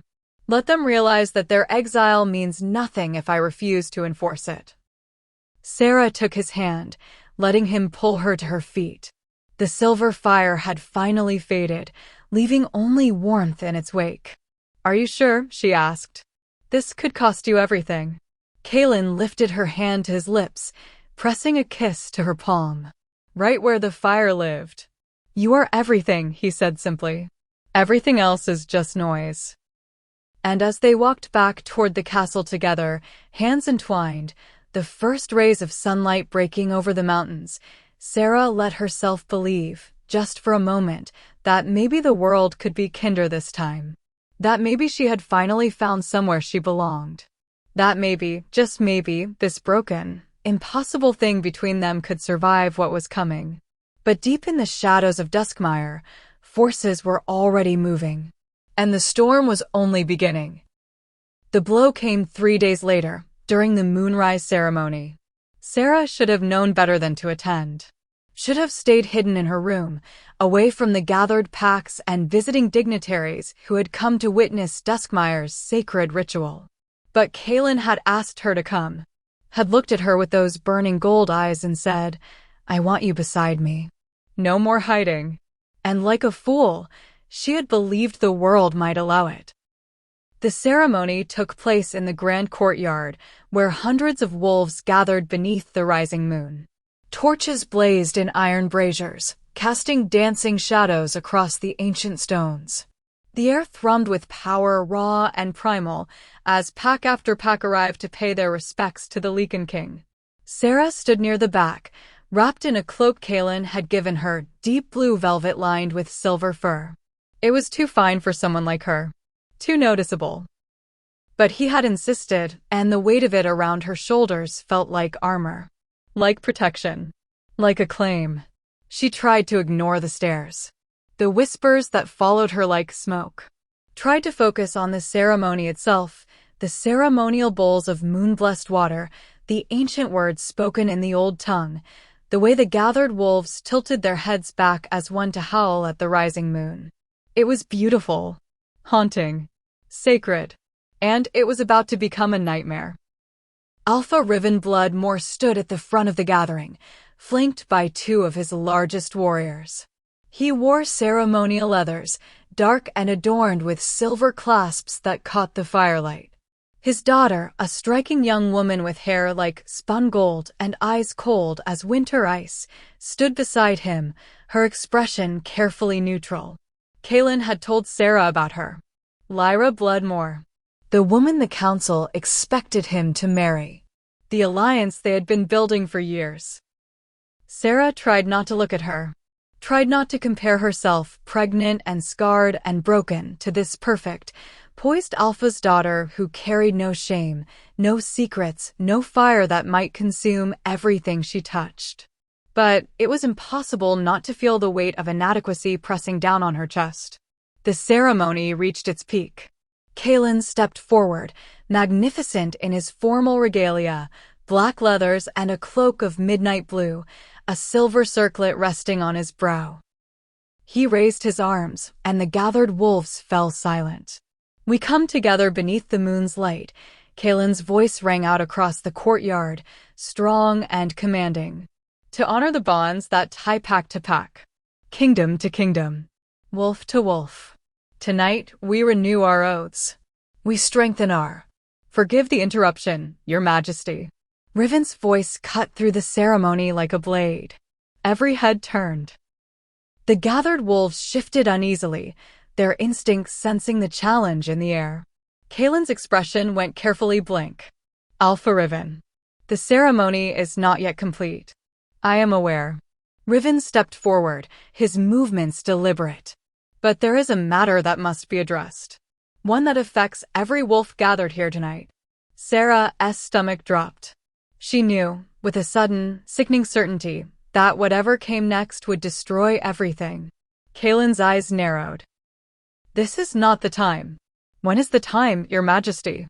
Riven's voice grew louder, projecting across the courtyard. "When is the appropriate moment to discuss the fact that you have brought a dangerous, uncontrolled flame binder into the heart of your kingdom? That you have allowed her access to sacred spaces? That you have chosen her over the alliances that keep this kingdom safe?" Murmurs rippled through the crowd. Fearful, angry, confused. Sarah's hands clenched beneath her cloak. The silver fire stirred, responding to her panic. Kaelin's voice dropped to a deadly calm. "Careful, Riven. You are speaking of someone under my protection." "Protection?" Riven laughed, cold and sharp. "Is that what we are calling it? Because from where I stand, it looks more like obsession. Recklessness. A king so blinded by a pretty face that he cannot see the threat standing right beside him." "That is enough," Kaelin snarled, his wolf rising to the surface. But Riven was not finished. He gestured, and one of his warriors stepped forward, carrying something wrapped in dark cloth. The warrior laid it at Riven's feet and stepped back. Riven bent and pulled the cloth away, revealing a book. Ancient. Leather-bound. The pages yellowed with age. Sarah's blood turned to ice. She knew that book. Had seen it once, years ago, in her grandmother's cottage. The Book of Flame and Ash. The record of every flame binder ever born. And their fates. Riven lifted the book, holding it high so all could see. "This tome has been in my family's keeping for 3 generations. It contains the true history of the flamebinders. The ones the songs and prophecies do not tell you about."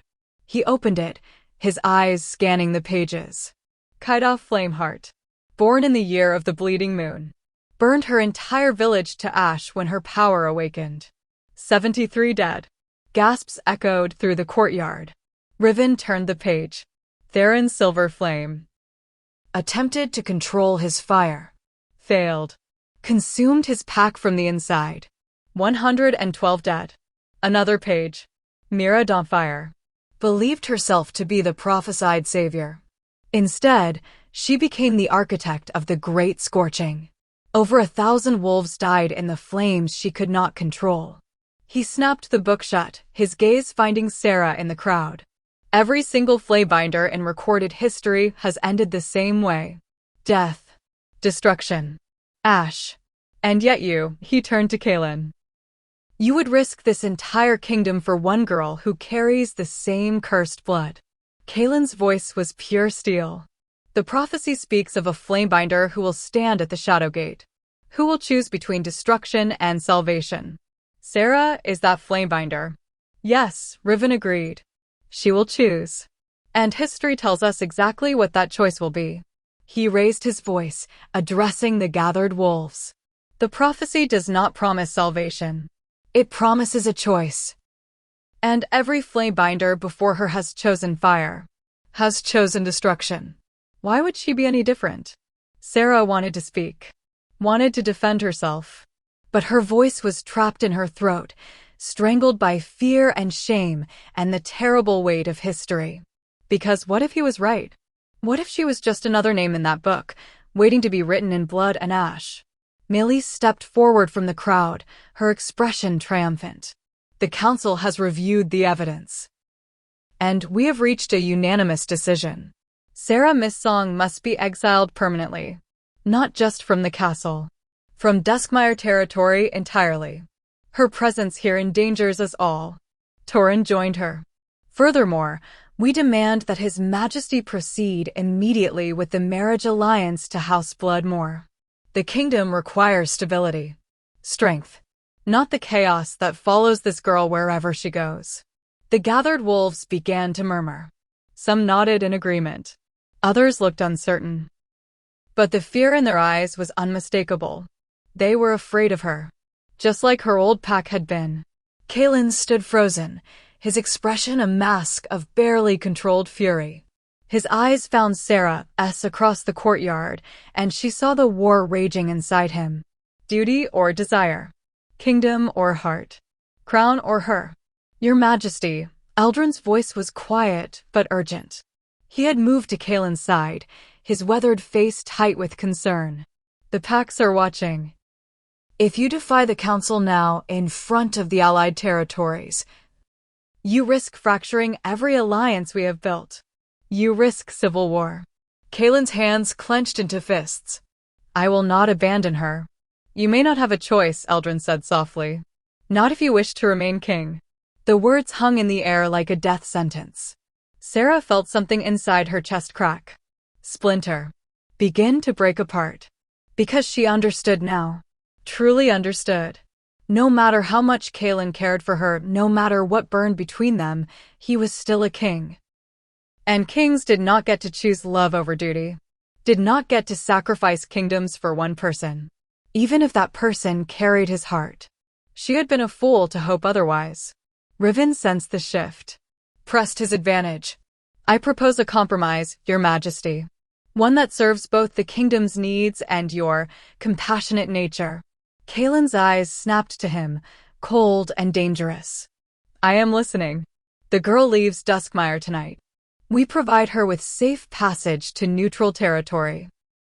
She will be given supplies, coin, and protection until she reaches the border.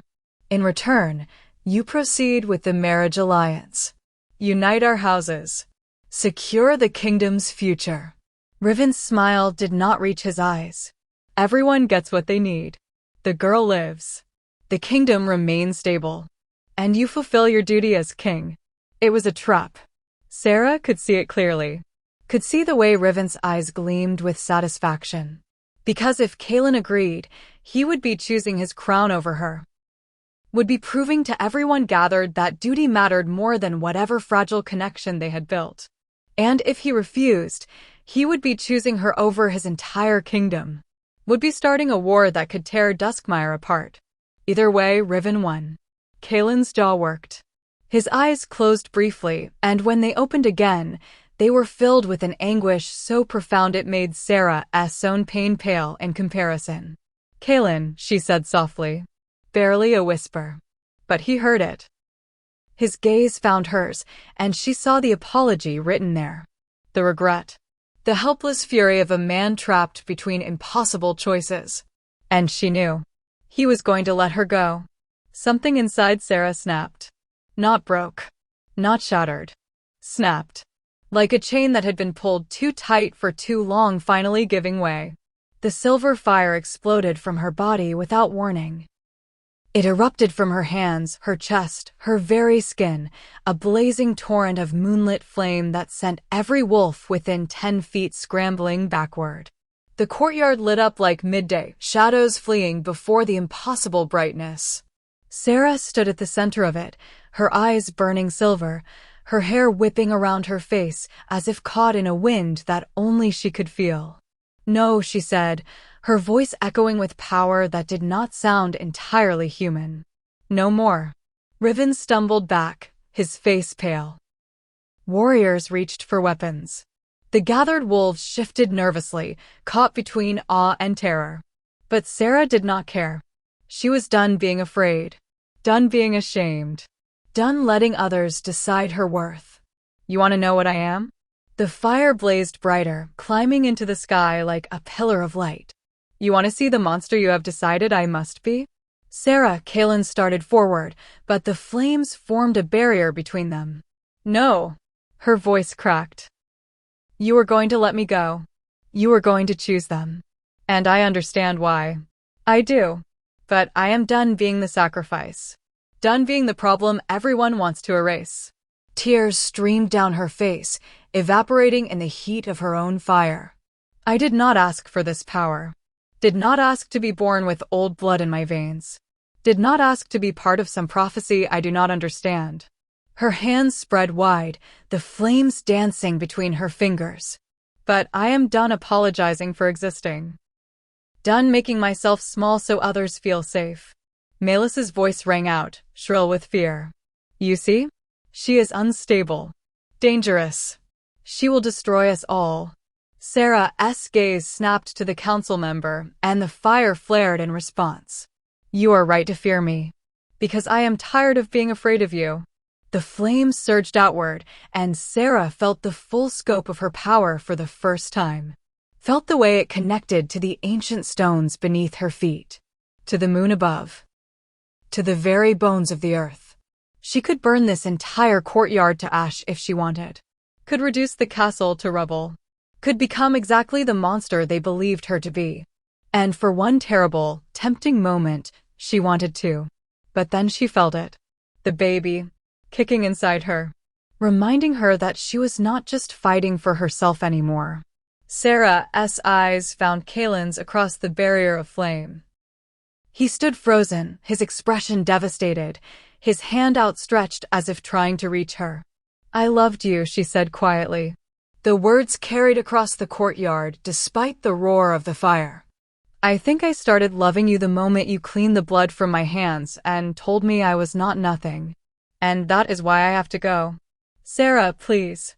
Because if I stay, you will have to choose. And that choice will destroy you. Will destroy everything you have built. A sob tore from her throat. And I cannot be the reason you lose your kingdom. The fire began to pull back, drawing into her body like a tide retreating. So I am making the choice for you. She looked at the gathered wolves, at their fearful faces and hostile eyes. I am leaving. Tonight. And I will not come back. No, Kaelin said, his voice breaking.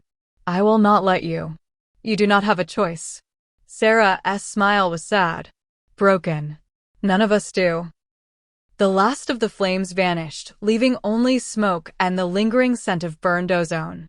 Sarah turned and walked toward the castle gates.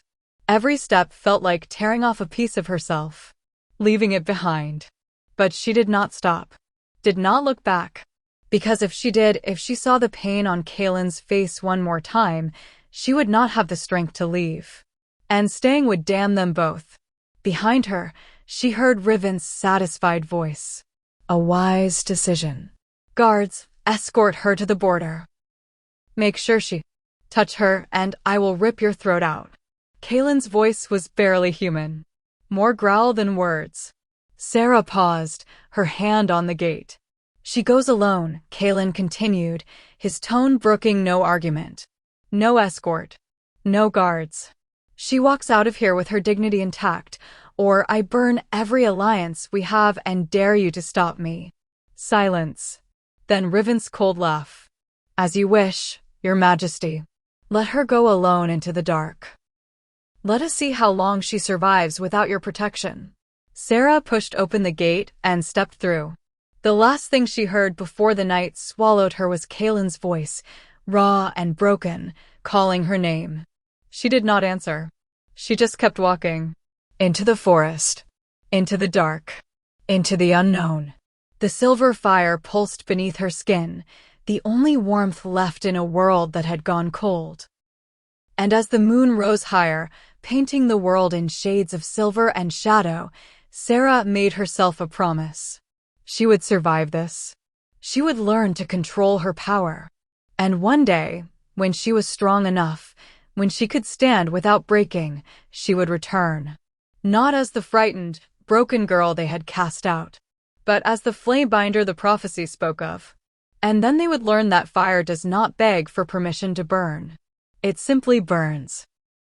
For weeks had passed since Sarah walked through the gates of Duskmire.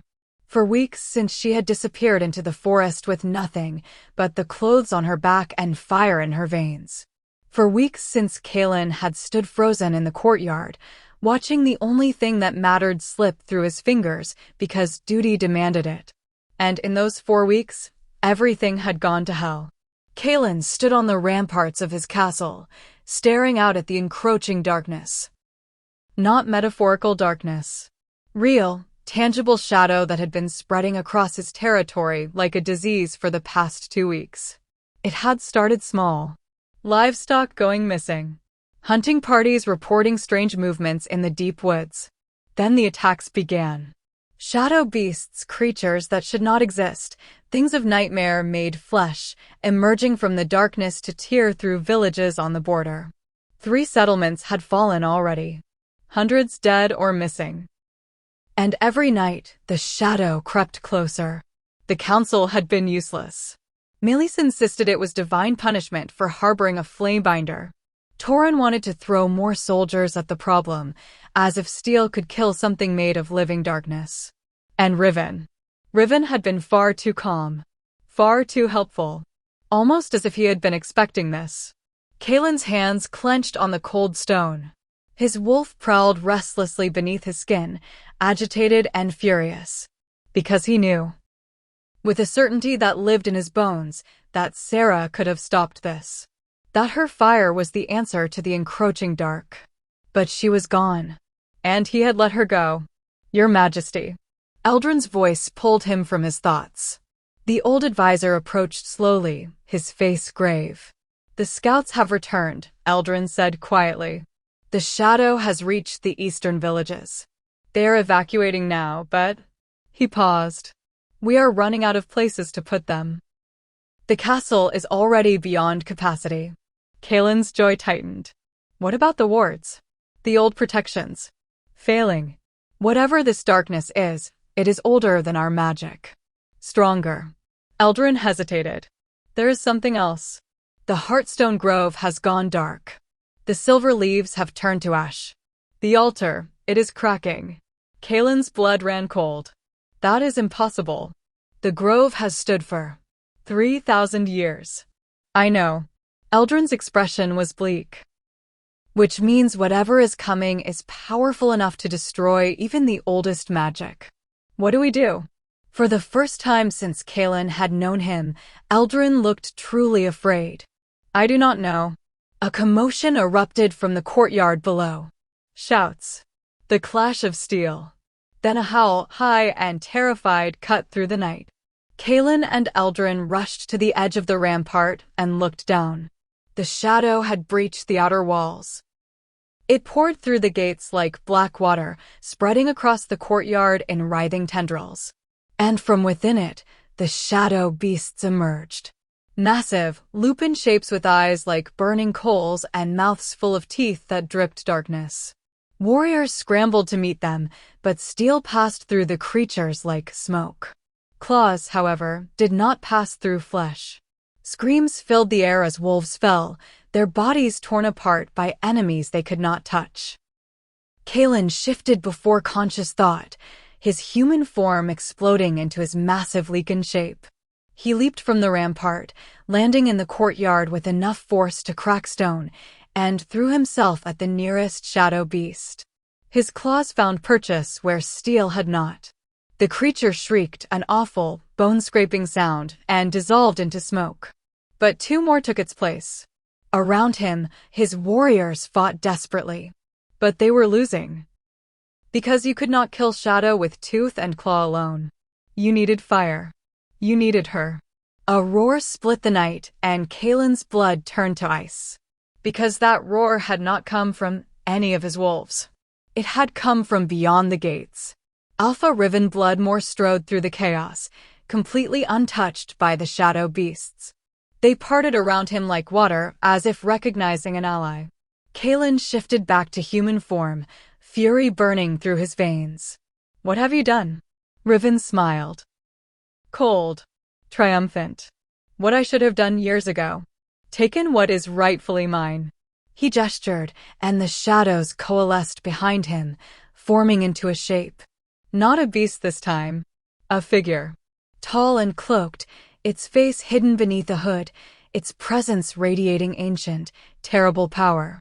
Kalen's wolf recoiled in instinctive terror. "Allow me to introduce my benefactor," Riven said.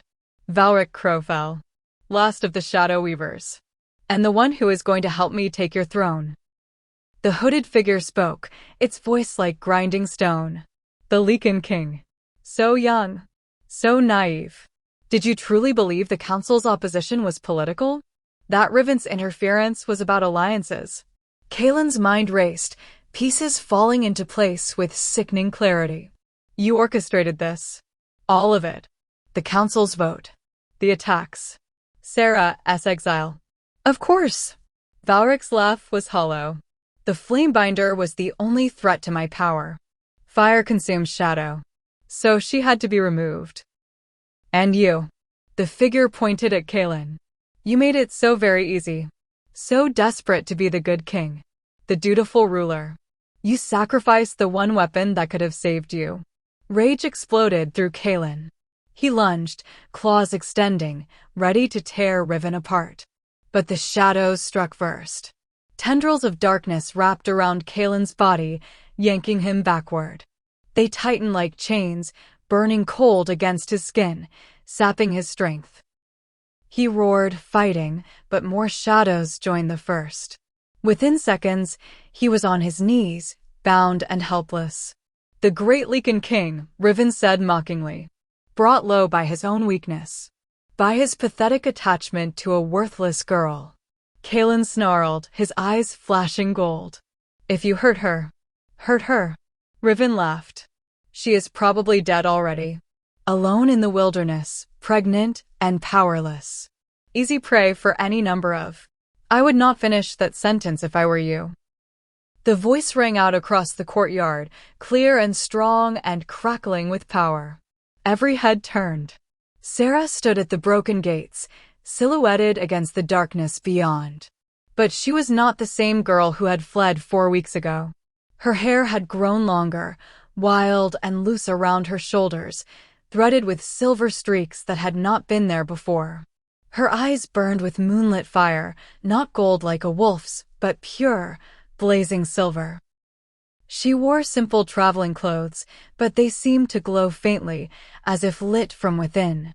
And her hands were wreathed in silver flames that did not burn, that simply existed, beautiful and terrible and absolutely controlled.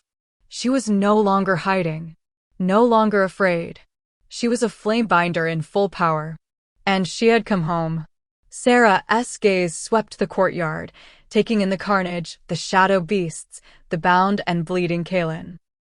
When her eyes found his, something blazing and fierce passed between them. "I am here. I came back. I will not let them take you." Then she looked at Valric, and her expression went cold. "Let him go." The Shadow Weaver laughed. "Or what, child? You will burn me? I am shadow itself. Fire cannot." Sarah raised her hand, and a spear of silver flame shot across the courtyard. It struck Valric in the chest, and the ancient being screamed. Not the scream of pain, but of genuine shock. Because the silver fire did not pass through shadow. It devoured it. The flames spread across Valric's cloak, burning away the darkness, revealing rotted flesh and bone beneath. The Shadow Weaver stumbled back, frantically trying to smother the fire. "Impossible," Valric hissed. "You should not be able to." "I have had 4 weeks to learn what I am," Sarah said quietly. She stepped into the courtyard, and with each step, the silver fire spread. Not wild, not uncontrolled, but deliberate. Purposeful. The flames rolled out from her feet like a tide, consuming every shadow beast they touched. The creatures shrieked and dissolved, unable to withstand the light. For weeks to stop running from my power. To embrace it. To understand it. Her eyes blazed brighter. And to discover that I am not just a flamebinder. She raised both hands, and the fire erupted skyward, forming a pillar of light that pierced the heavens. I am the flamebinder. The one the prophecy spoke of. The child of flame and moon. And I am done letting you decide my worth. The ground began to shake. Not gently. Violently. As if the earth itself was responding to Sarah's call. Cracks spread across the courtyard, and from them, silver light poured forth. The ancient stones of Duskmire Castle, stones that had been laid 3,000 years ago by wolves who walked with the first fire, began to glow. Riven stumbled backward, his confident expression cracking. What is she? She is waking the old magic, Eldrin breathed, awe and terror mixing in his voice. The foundations. The bones of the First Kingdom. The castle towers lit up one by one, silver fire racing up their lengths like living things. The Heartstone Grove, deep beneath the castle, exploded with light so bright it could be seen through the stone itself. And the shadows screamed. They retreated from the light, pulling back toward the gates, but Sarah was not letting them escape. You brought darkness to this kingdom, she said, her voice resonating with power that echoed off the mountains themselves. You threatened innocent lives. You hurt him. Her gaze locked on Kaelin, still bound by shadow chains, and her expression softened for just a moment. And that, she said quietly, I cannot forgive. She brought her hands together, and the silver fire responded. It erupted from every stone, every wall, every tower. It poured from the ground like a geyser, rose from the air like reverse rain. The entire castle became a beacon of blazing silver light that could be seen for 100 miles in every direction. The shadow beasts dissolved instantly, unable to exist in the face of such pure, concentrated fire. Valric shrieked, his form breaking apart. No, this is not possible. The prophecy said you would destroy, not save. You are meant to bring the end. Sarah's smile was cold. The prophecy said I would choose. And I have. She thrust her hands forward, and a wave of silver fire crashed over Valric like an avalanche. The Shadow Weaver's scream was cut short as the flames consumed him entirely, burning away centuries of darkness in seconds. When the fire finally faded, there was nothing left but ash. And silence. Riven stood alone now, his warriors having fled the moment Valric fell. His expression was a mask of rage and desperation. You think you have one? He laughed bitterly. You think this changes anything? You're still an outsider. Still carrying a bastard child. The council will never accept you. Kaelin will never. Enough. Kaelin's voice cut through Riven's tirade. The shadow chains binding him had dissolved when Valric died. Kaelin rose to his feet, his eyes burning gold, his entire body radiating barely controlled violence. He crossed the courtyard in long strides and stopped directly in front of Riven. You betrayed this kingdom, Kaelin said, his voice deadly quiet. You allied with a Shadow Weaver. You orchestrated attacks that killed hundreds of innocent wolves. You manipulated the council. And you, his voice dropped even lower, more dangerous. You tried to take her from me. Riven lifted his chin defiantly. I did what was necessary to. Kaelin's fist caught him across the jaw with enough force to send him sprawling. You are hereby stripped of your title, Kaelin said coldly. Your lands are forfeit. Your pack will be absorbed into Duskmire or dispersed. And you. He leaned down, his face inches from Riven's. You will spend the rest of your miserable life in the deepest cell I have, thinking about every life you destroyed in your pathetic grab for power. Guards rushed forward, hauling Riven to his feet. The former Alpha struggled, shouting curses and threats, but his words were lost in the chaos. Kaelin did not watch him go. His eyes were only for Sarah. She stood in the center of the courtyard. the silver flames still dancing across her skin, her expression unreadable. The gathered wolves, those who had survived the attack, watched her with a mixture of awe and fear. Kaelin walked toward her slowly, giving her every opportunity to retreat, to disappear again. But she did not move. He stopped a few feet away, close enough to feel the heat of her fire, close enough to see the tears shining in her silver-bright eyes. "You came back," he said hoarsely. "I heard the kingdom was in trouble." Her smile was trembling. "Thought you might need some help." "Sarah." "I learned to control it," she said quickly, her words tumbling over each other. "The fire. I found a place. An old shrine in the mountains. There was a woman there. Ancient. She taught me. Showed me how to listen to the flames instead of fighting them." "How to?" Kaelin closed the distance between them and pulled her into his arms. The silver fire flared, wrapping around them both, but it did not burn. It simply held them, warm and protective, as Kaelin buried his face in her hair and held on like she was the only thing keeping him anchored to the earth. "I am sorry," he whispered, his voice breaking. "I am so sorry. I should have fought harder. Should have chosen you. Should have." "You chose your kingdom," Sarah said softly, her arms wrapping around him just as tightly. "That is what a good king does. I do not want to be a good king if it means losing you."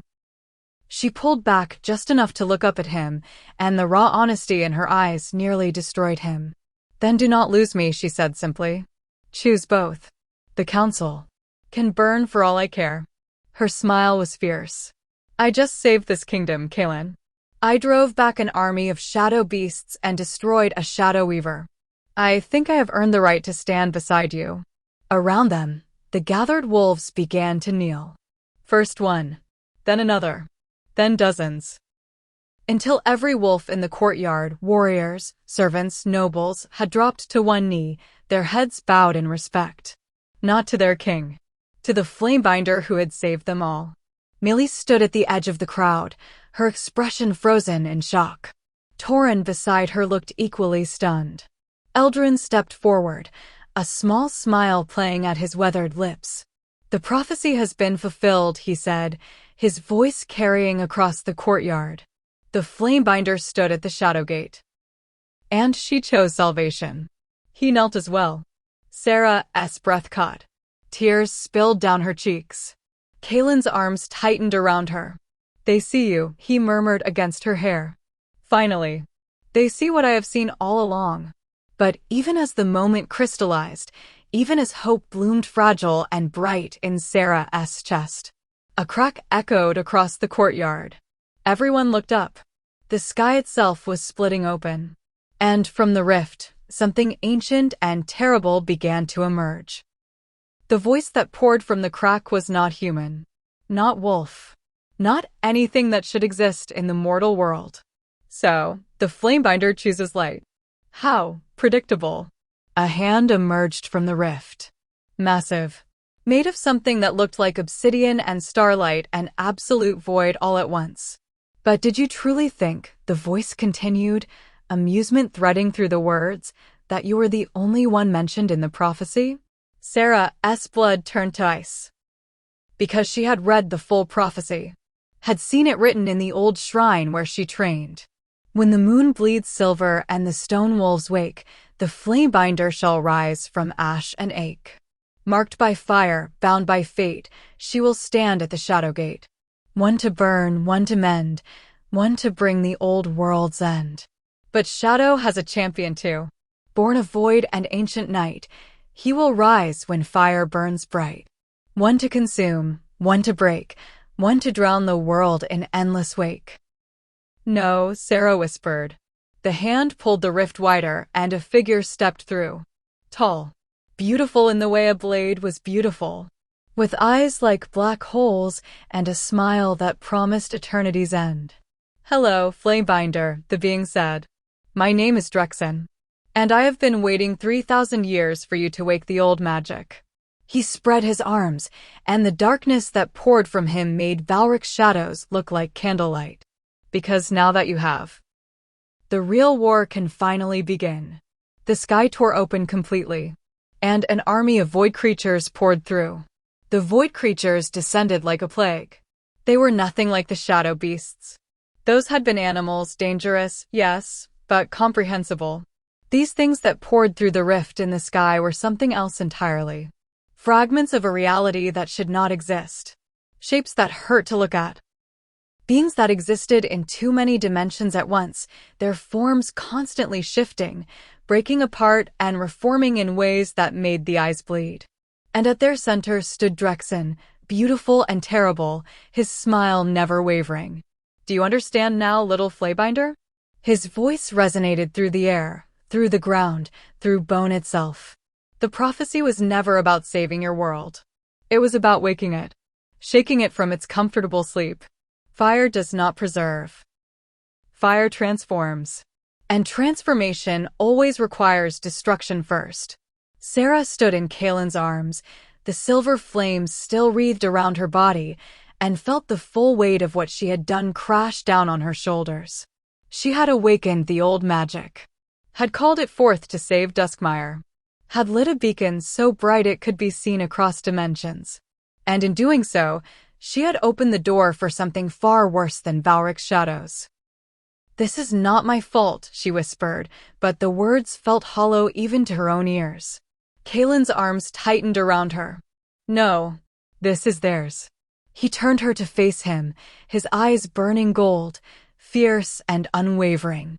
"They tried to use you, tried to force the prophecy into the shape they wanted. But you are not their weapon, Sarah. You are not their doom. You are—" "What?" Her voice cracked. "What am I, Kaelin? Because right now I feel like the girl who just damned the entire world." He cupped her face in his hands, forcing her to meet his gaze. "You are the woman who saved my kingdom when no one else could. Who came back when she had every reason to run. Who stood in front of an ancient evil and did not break." His thumbs brushed away her tears. "You are the woman I love. And we are going to end this. Together." The words, simple, impossible, perfect, studied something inside her. Together. She was not alone anymore. Sarah turned to face Drexen and his descending army. The silver fire flared brighter, responding to her determination. Beside her, Kaelin shifted, his massive Lycan form towering and powerful, his eyes never leaving the enemy. Around them, the surviving warriors of Duskmire rallied. Wounded but unbroken. Terrified but refusing to run. Eldrin stepped forward, his old hands already weaving patterns in the air, calling on magic that had not been used in centuries. Melis and Torin, their faces pale but resolute, moved to flank the warriors. Even Lyra Bloodmore, Riven's daughter, who had every reason to flee, drew her blade and stood her ground. Because this was no longer about politics or prophecies or ancient grudges. This was about survival. Drexen laughed, the sound echoing across dimensions. "How touching. The little wolves think they can fight the void. Very well. Let me show you what eternity's hunger looks like." He gestured, and the void creatures surged forward. Sarah did not hesitate. She threw her hands forward, and the silver fire erupted from her in a wave. It crashed into the first line of void creatures, and they shrieked sounds that no living thing should make, as the flames tore through their impossible forms. But for every one that fell, 3 more took its place. Kaelin roared and leaped into the fray, his claws tearing through void flesh. The creatures tried to reform, but his attacks were too fast, too precise, honed by years of battle. Warriors poured in behind him, working in coordinated strikes, exploiting the opening Sarah's fire created. Eldrin's magic wove through the battlefield, creating barriers and wards that slowed the creature's advance. Melis, for all her previous hostility, fought with brutal efficiency, her own wolf form surprisingly lethal. But they were being overwhelmed. For every creature they destroyed, the rift vomited forth a dozen more. The courtyard was drowning in void spawn, and Drexen had not even joined the battle yet. He simply stood at the center of the chaos, watching with those terrible black hole eyes, as if this were entertainment. Sarah's fire blazed brighter, fueled by desperation and fury, but even she could feel her strength beginning to wane. The baby inside her shifted, restless and afraid, and guilt lanced through her chest. What had she done? What had she brought upon this child? A void creature slipped past her defenses, its claws reaching for her belly. Kalen was there in an instant, his massive form interposing between Sarah and the threat. The creature's claws raked across his shoulder instead, and he snarled in pain but did not fall. He tore the thing apart with his bare hands and turned to Sarah, blood streaming from the wound. "I am fine," he growled before she could speak. "Keep fighting." But he was not fine. None of them were. They were losing. Drexen's laughter cut through the chaos. "You fight so beautifully, so desperately, but you cannot win this, Flaybinder. Fire and Void are eternal enemies, and Void always wins. Because Void is absence. Fire burns bright and hot and passionate, and then it dies. Void simply waits." "No," Sarah said, her voice barely audible over the battle. But certainty bloomed in her chest. "No, you are wrong." Drexen's smile faltered. "What?" Sarah lowered her hands, and the silver fire pulled back, drawing into her body. The warriors around her cried out in alarm, thinking she was giving up. But she was not giving up. She was remembering. Remembering the words the ancient woman at the shrine had spoken. The ones Sarah had not fully understood until this moment. "Fire does not fight Void by burning brighter," Sarah said, her voice growing stronger. "Fire fights Void by refusing to go out." She pressed her hands to her belly, to the child growing inside her. The child who had survived exile and starvation and every cruelty the world had thrown at them.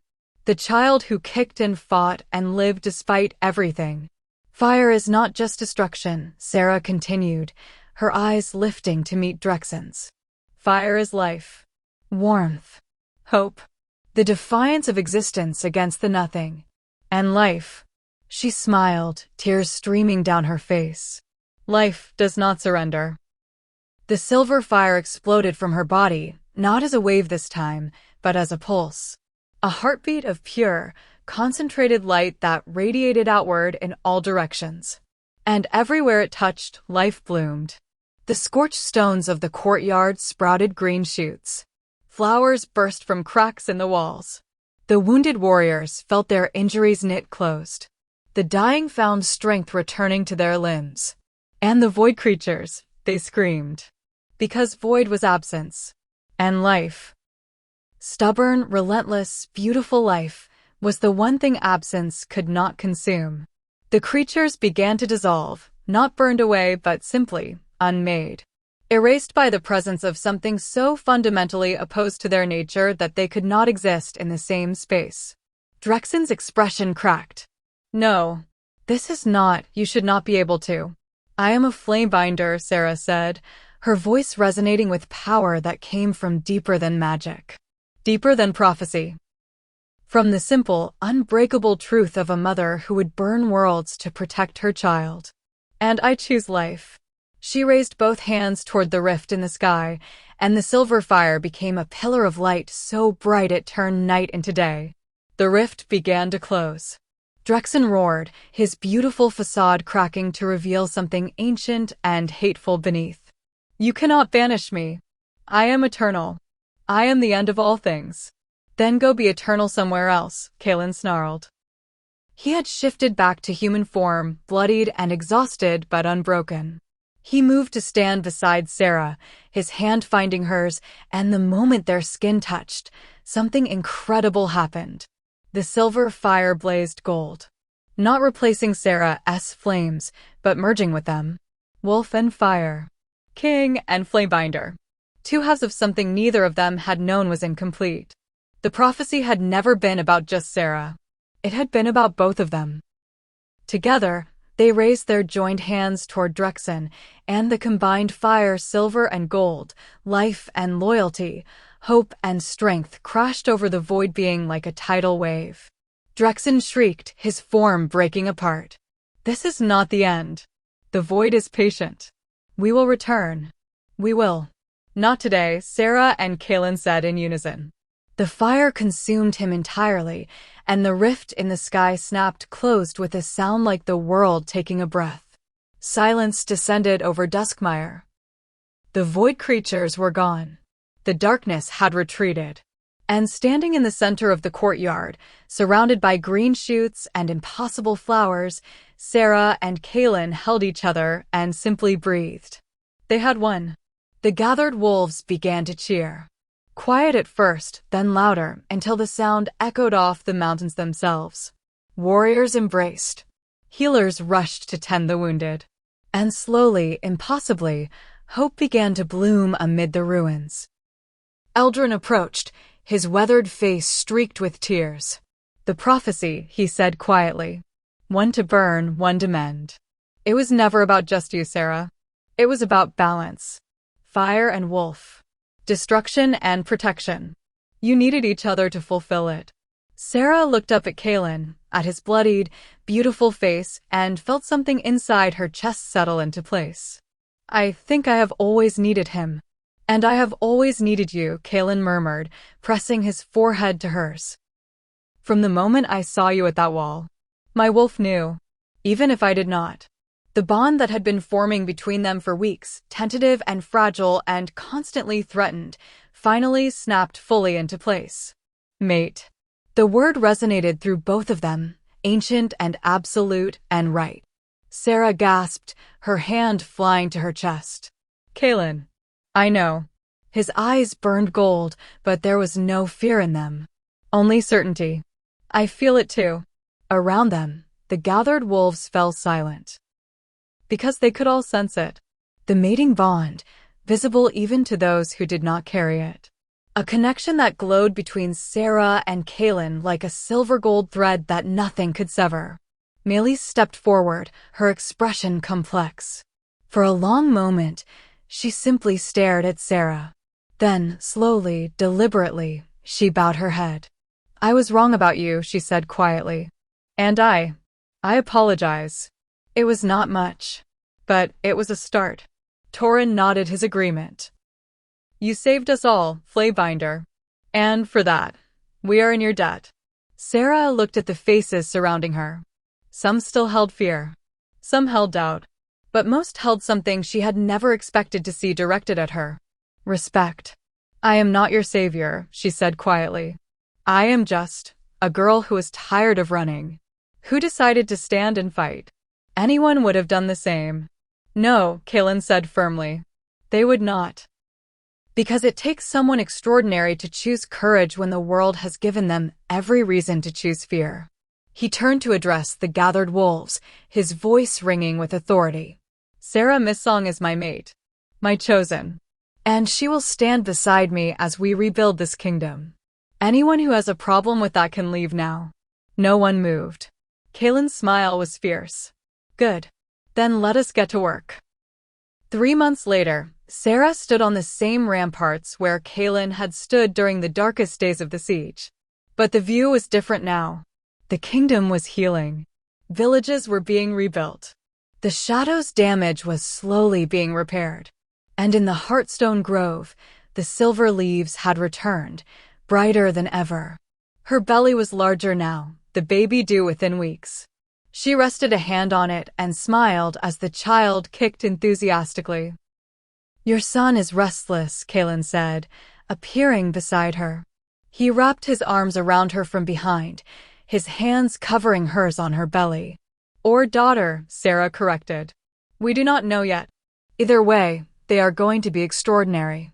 He pressed a kiss to her temple. Like their mother.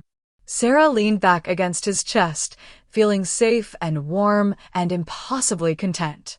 Do you ever wonder if we truly defeated him, Drexen? Or if he is just waiting? Kaelin was quiet for a moment. I think the void is always waiting. And I think there will always be another threat. Another battle. Another darkness trying to consume the light. That is not very comforting. No. He turned her in his arms, his eyes serious. But here is what I know. Whatever comes, we will face it together. You and me. fire and wolf. And we will keep choosing life. Keep choosing to fight. Because that is what we do. Sarah rose on her toes and kissed him, slow and sweet and full of promise. Together, she whispered against his lips. Always. As the sun set over Duskmire, painting the sky in shades of silver and gold, Sarah wondered what the future would bring. Would there be peace? Would her child grow up in a world free from the shadows that had haunted her? She did not know. But she knew one thing with absolute certainty. She would fight for that future. Would burn down anything that threatened it. Would stand beside the man she loved and face whatever came next. Because she was no longer the frightened, broken girl sleeping outside in the cold. She was a flamebinder, a queen, a mother. And she was done apologizing for the fire in her veins. The question was never whether she was strong enough to carry the flames.